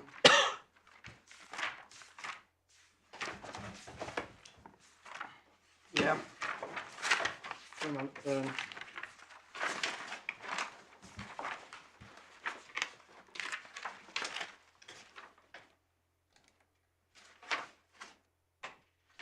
it's on page 48.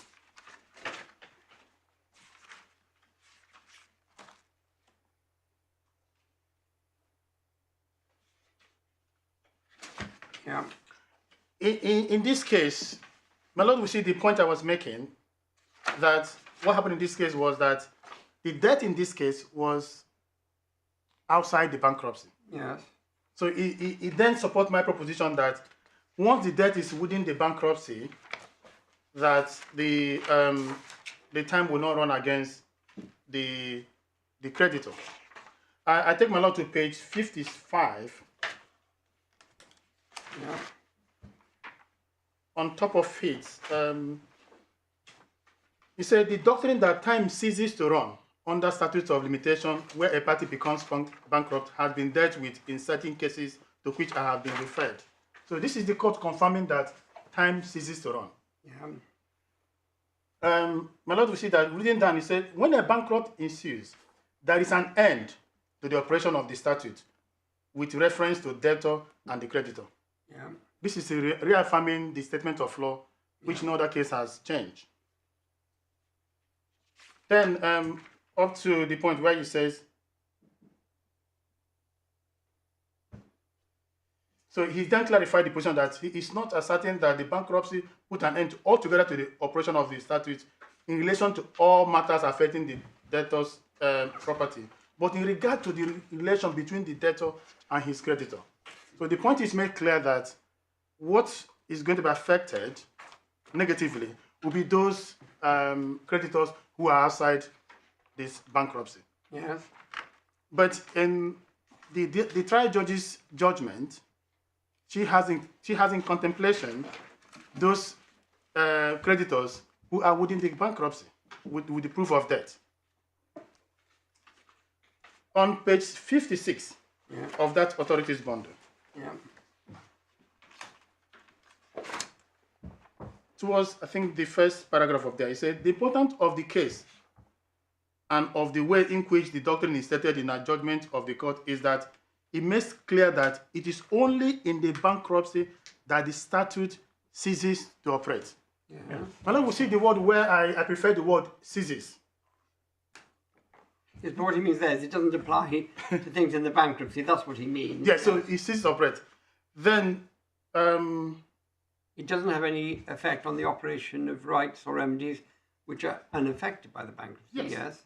So in other words, what I say is that once annulment has taken place, a new two position, it's either the bankruptcy will start, the limitation period will start to run from the date. I don't think this is talking about the time at which it starts and stops. I think this is talking about things that are within and without. And if you're outside the bankruptcy, say it's a claim for damages, then the statute of limitations applies. If you're within the bankruptcy, it's suspended. But I don't think this case is dealing with what happens if there's an annulment. What's the position in relation to the debts that are caught within the bankruptcy if the bankruptcy order is annulled, or is it? No, he says what happens. Yeah. But I think what happens after annulment, the answer will be found in Redenis, if my lord take time to read that clearly, because it says the statute starts at the limitation period start to run. So what's this? What do you say the Cotterill's authority for? What proposition of law do you say we get from Cotterill? What does it decide? Cotterill decide the proposition that once there is annulment, those who will be affected negatively, i.e. those who will be affected negatively are only those outside the bankruptcy. But those within the bankruptcy, they will not, because the time did not run against them. Okay. Perhaps if my lord will just permit me to refer my lord to the Supreme Court case of Warner, even though it's not in all fours to the case we're dealing with. But at least it provides a helpful definition of what it means for limitation period to be interrupted or to be suspended. That is on page. That's on page 100 of the additional authorities. Yes, got that. Particularly page 107.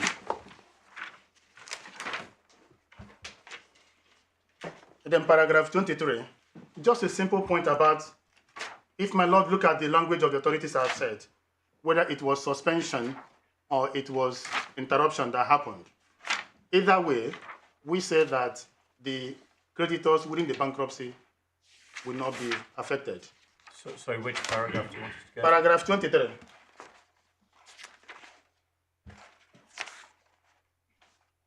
He was trying to explain the difference between interruption of. But what context was this? Was this? Yes, this was the context of international convention, which was domesticated.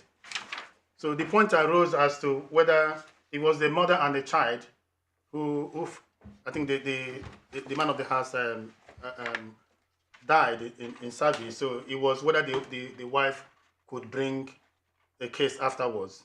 The wife did not succeed, but the son succeeded because it was said that it was not caught by statute of limitation. But the point I'm making on paragraph 23 of that is how it explains interruption of limitation and suspension of limitation. Interruption means. Which do you say it is here? Interruption or suspension? I'm arguing both, my lord. Okay. Yes. So is your position that time starts again on annulment, so you get another 6 years regardless of how much time had elapsed before the bankruptcy order, or that you pick up where you were, so that if 2 years had elapsed before the bankruptcy order, you get another 4 years? So I make both of them. For In the alternative. Alternative, yes. Yes. Thank you. Yes. And if you see, I recognize that there are some matters on which there is wide agreement. For example, there appears to be a recognized distinction as to result between suspension and interruption. After an interruption of a prescription period, limitation period, which has been running, the period commences again as of new, and prior period in effect cancelled. While at the end of suspension, if the prescription period has started to run, the run of time resumes at the point it was before the suspension, so that the time which has passed before the suspension counts towards the prescription period. So what I'm saying in essence is that in the present case, if my lord finds that the bankruptcy caused the limitation to come to an end, in the language of the case of I think the Dennis or the yes, if it comes to an end, then my submission is that that is an interruption. You have to start all over again for 6 years from the date of annulment. Of course, it makes sense if you go back to why on earth should that be the case? I mean, so a creditor has done nothing for 5.5 years, time running against him. Somebody else makes his debtor bankrupt. He has nothing to do with it. And then the bankruptcy is annulled after 6 months. I fully understand you saying that during the period of the bankruptcy, time wouldn't run against the creditor to complete the limitation period of 6 years. But why on earth should that creditor, by that happenstance of an order which ex hypothesi should never have been made on somebody else's petition, suddenly get another 6 years to bring his claim against the person against whom the bankruptcy order should never have been made? I mean, that's what on earth is the policy for that? Yeah. I mean, that would mean that the person against whom the bankruptcy order had been made wrongly would be penalised by the restart of the limitation period against all his creditors. Melo, to answer your question is to look at Limitation Act or period itself. It arises when debt has accrued. And that's the point, to me, Dennis is trying to say, that the debt has been acknowledged. At that point, the limitation stops. That's what Dennis was saying, that the debt has been acknowledged essentially within the proof of debt. I fully understand that the making of a bankruptcy order suspends the limitation period because it's well established in relation to corporate insolvency. The underlying debts are not discharged. They are just you are prevented from individually enforcing your debt. You have to participate in a process of collective enforcement. Yes. And so you couldn't, if you're an individual creditor, bring a claim even if you wanted to, unless you can show very special reasons. And so it's quid pro quo. Everybody says, right, certainly the period doesn't continue, the limitation period doesn't continue to run against you, because the whole hypothesis of a limitation period is that you've got to bring claims within a certain period or lose them. Yes. Well, if you can't because the law stops you, obviously time shouldn't run against you. But why, if that process is annulled, the whole clock should restart as regards claims against the person, the debtor? I just fail to understand. I mean, that would be an extraordinary result, wouldn't it? Because it would effectively penalise the debtor. Anyway, but My Lord, the answer is what happened when there's a bankruptcy order? Yeah. The trustee takes the position of the bankrupt and acknowledge your debt and say, I'm going to pay you. So if at the end of the day, the creditor within the bankruptcy will not go back to original time because the trustee said, I'm going to pay you. Don't take any action. I'm going to pay you. I'm going to realize the estate and be paying you. So at that point, the only course of action will be, we start from the date when it is annulled. The reason being that at that date, you said, I have not been paid. My Lord, we know that within the bankruptcy, some other creditors wouldn't have been paid. Yeah. So you say, okay, I have not been paid, and your course of action within line is that you have acknowledged my debt in proof of debt. You have not paid me, therefore, you have paid me based on the acknowledgement of debt in the bankruptcy. Yeah. And that is what Dennis is trying to say. He says, because since the debt has been acknowledged and the subsequently step has been taken to preserve the money, that's the two grounds, then what happened is that you have to restart again. My Lord, I think that's the only answer I can ask, I can say. And also the fact that, as I said before, the trustee just took over from the bankrupt, continued. When it's annulled, the trustee goes, the bankrupt who has been at the back seat, take the front seat. Yeah. So that's why you say it starts again and you say it's supported by Dennis. And your second alternative submission is, if that is wrong, at the very least, the effect of suspension, the effect is suspension, and whatever time is left, you have that time from the annulment of the bankruptcy order. Yes. Yeah. And to make further points on the fact is that generally the court making an annulment order has a discretion to make it with subject to condition. So he could also say, I'm annulling this order without prejudice to the right of creditors. So that should not be a good reason not to annul a bankruptcy order when a stark finding has been made that it ought not have been made. And so there's a third way around it. It's the power to make conditions. Yeah. Conditions to it. And Right. yes, the final point I want to make on that is that it's a matter of facts. Even in this case, we made that point in the Professor Watson Gandhi's submission, that apart from the bank's the personal debt between the personal debt of Mr. Khan to the bank, Actually, if we look at it in a factual analysis, the limitation, even if it continued all through, will expire next year. This is a fact that the trial judge has not put her mind into. It just a limitation. Not really going into the factual analysis. I said, each of these individuals or each of these creditors. He's not considered the facts. She's just speculated. Yes, and the finding was made, I think, might. Yeah. I think might. And my lord, we know that our judicial system operates on a binary system. I'm not sure whether might is a good word to make a findings of fact. Or at the very least, you would say to speculate and to override the fact, as you've shown us, Yes. the disputed nature of the debt and the failure to comply with the requirements of disclosure. You say to set that aside on the basis of speculation, you say would be a wrong exercise of discretion.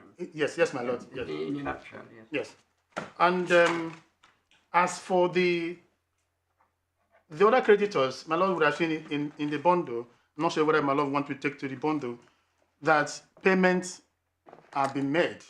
The appellants keep making payments to the at least the other secure creditors up to even July. So one would wonder where the prejudice will come from. The only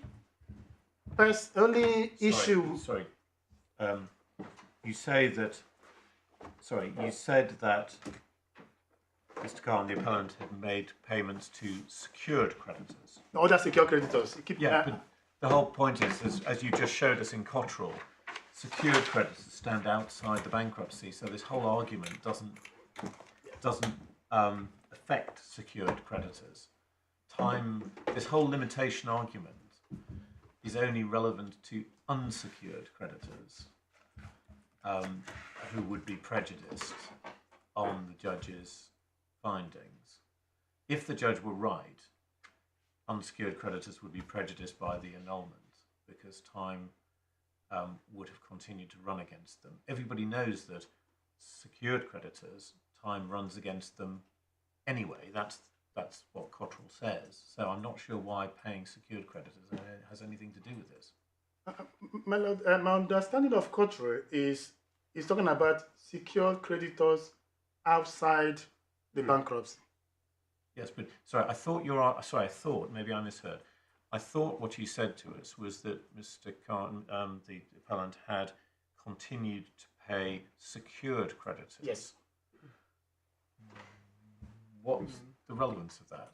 And within the bankruptcy, that means is that the issue of limitation will not arise any secure creditors within the bankruptcy. And for the unsecured creditors, in generally, the limitation, they stay within the 6 years limitation up to next year. Then the only creditor that I will acknowledge might be affected is the bank for the personal loan. Which is unsecured. Yes, for the personal loan. Yeah. Yes. Which is undisputed and unsecured. I'm coming to that point. My lord, it was actually disputed. And Mr. Khan has provided additional witness statement showing that from the bank's own... So we can't go into those matters on this Court of Appeal. You are confined to the 3 grounds upon which you're being given permission. Sounds to me as if you're now trying to argue something different, that the personal guarantee, well, I'm not quite sure what you're trying to argue, but the personal guarantee isn't before this court, is it, in terms of... It's not the guarantee, it's the personal borrowings. It's the personal loan I'm talking about. Borrowing, sorry. Yeah, the personal loan is, I think Professor Gandhi made the submission on I think on page 12 of his skeleton argument.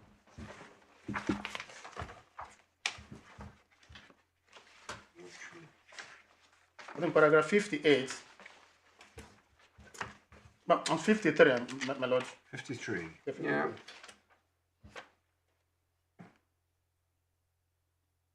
It's the first point we just dealt with. Yes. Where's the point about the personal loan? Trying to see, it says...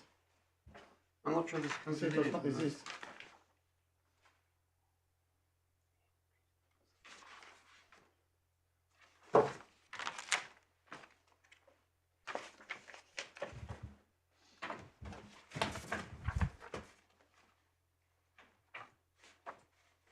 He says, further, and in any event, there was no evidence before the court that any particular creditors within the bankruptcy had been so prejudiced, and it was wrong and unfair to base a decision on imagined rather than actual fact.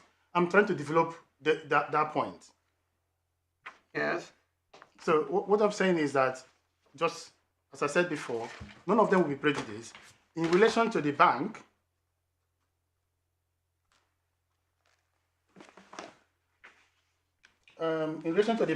the supplementary bundle. Yes.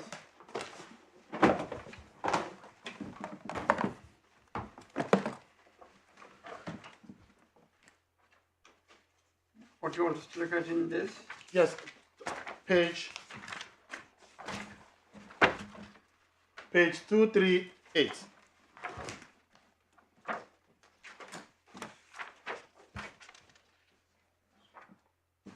Two, three, eight. 238. Now I've got a document there which is Habib Bank Zurich PLC with various figures, 2000, 2000, all the way down. Is that what I should? Yes, yes. If my lord, we in short, my lord, if I might start from beginning about what has happened in the personal debt on page 235. That was the sale of Mr. Khan's property used as security for that, and they realized. Before we go into the details of these documents, because this is not normally what one would expect. Yes. What part of the High Court judgment are you challenging when you want us to go to look at these bank statements of Mr. Khan? That's. And then we'll look at the paragraphs of the district judge. But let's start with Mr. Deputy District Judge Mohyuddin.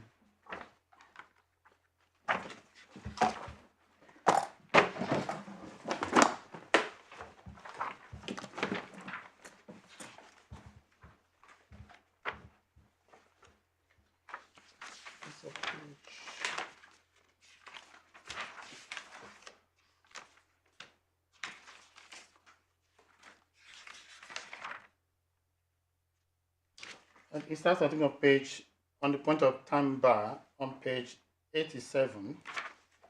Actually, 83. 83, yeah.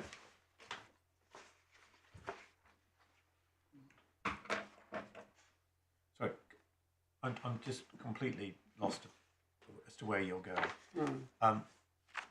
There was a finding by the district judge that the personal indebtedness of Mr. Khan to the bank, which stands at 248,000,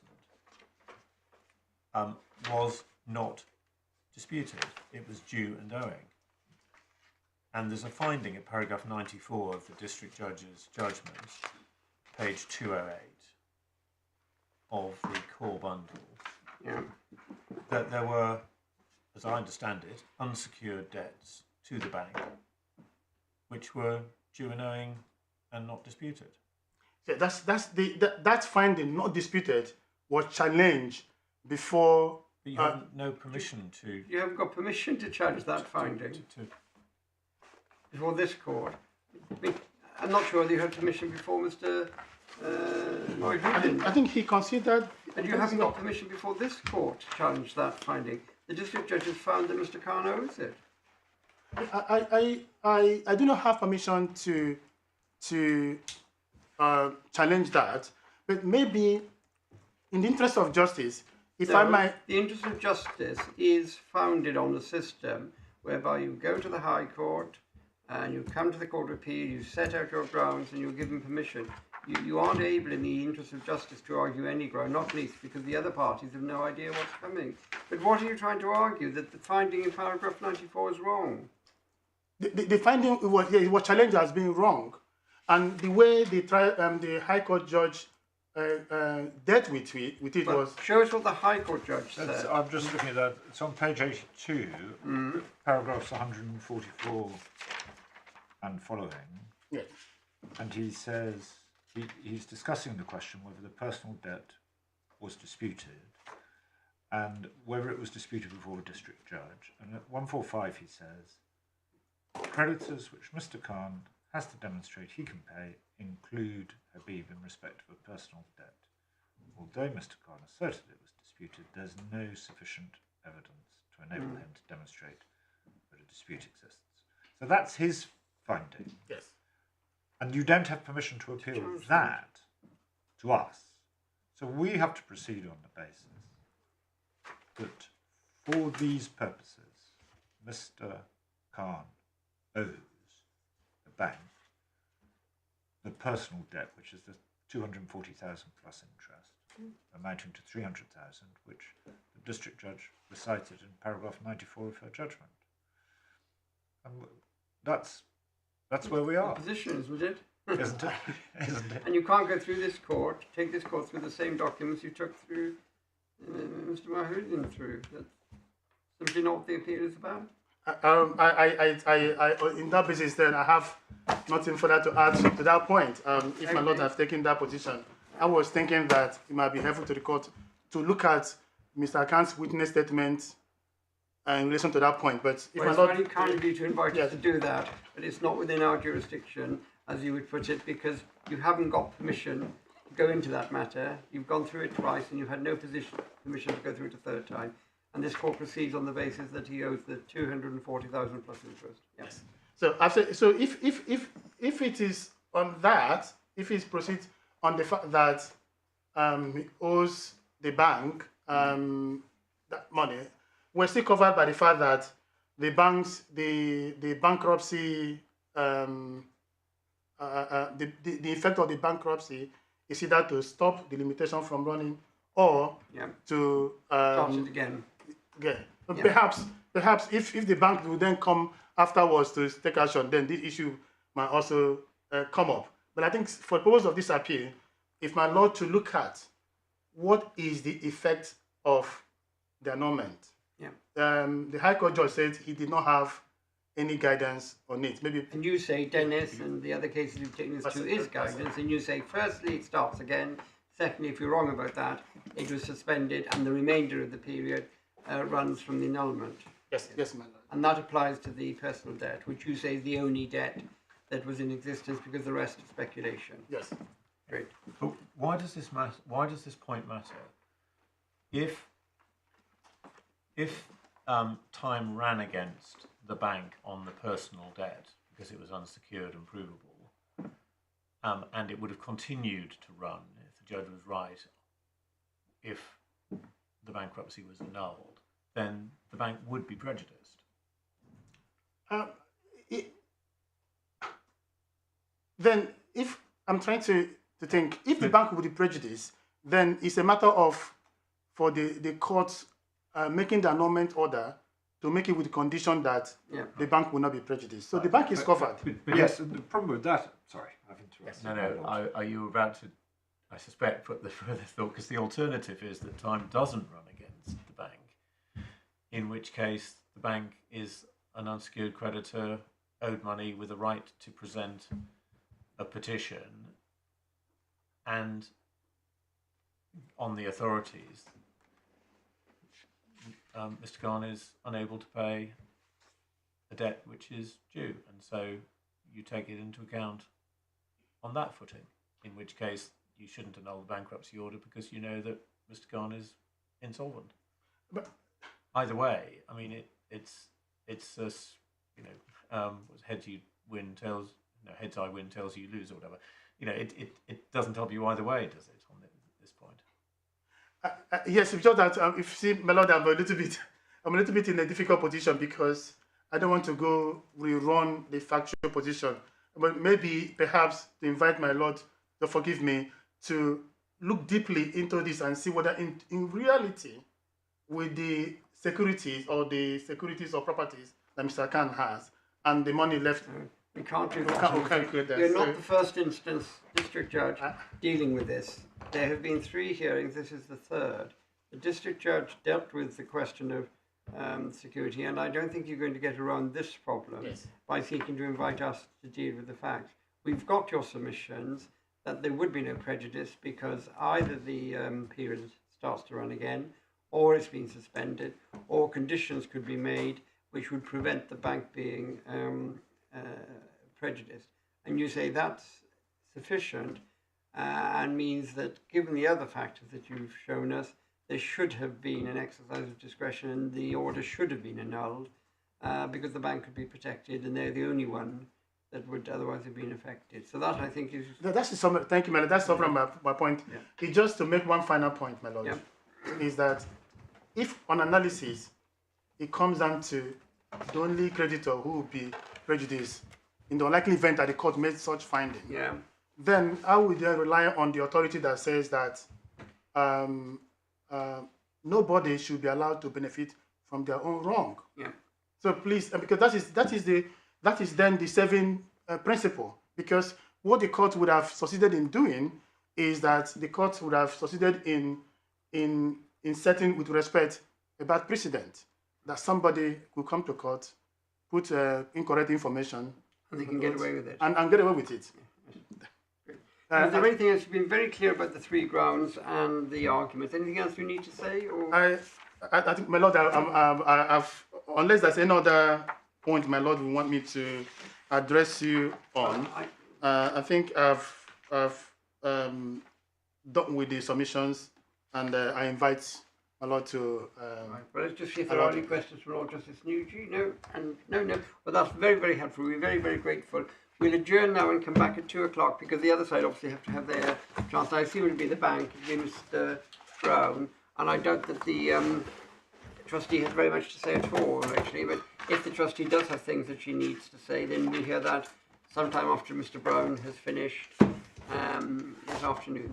Okay, well, thank you very, very much, Mr. EJG. That was very helpful. Thank you, madam.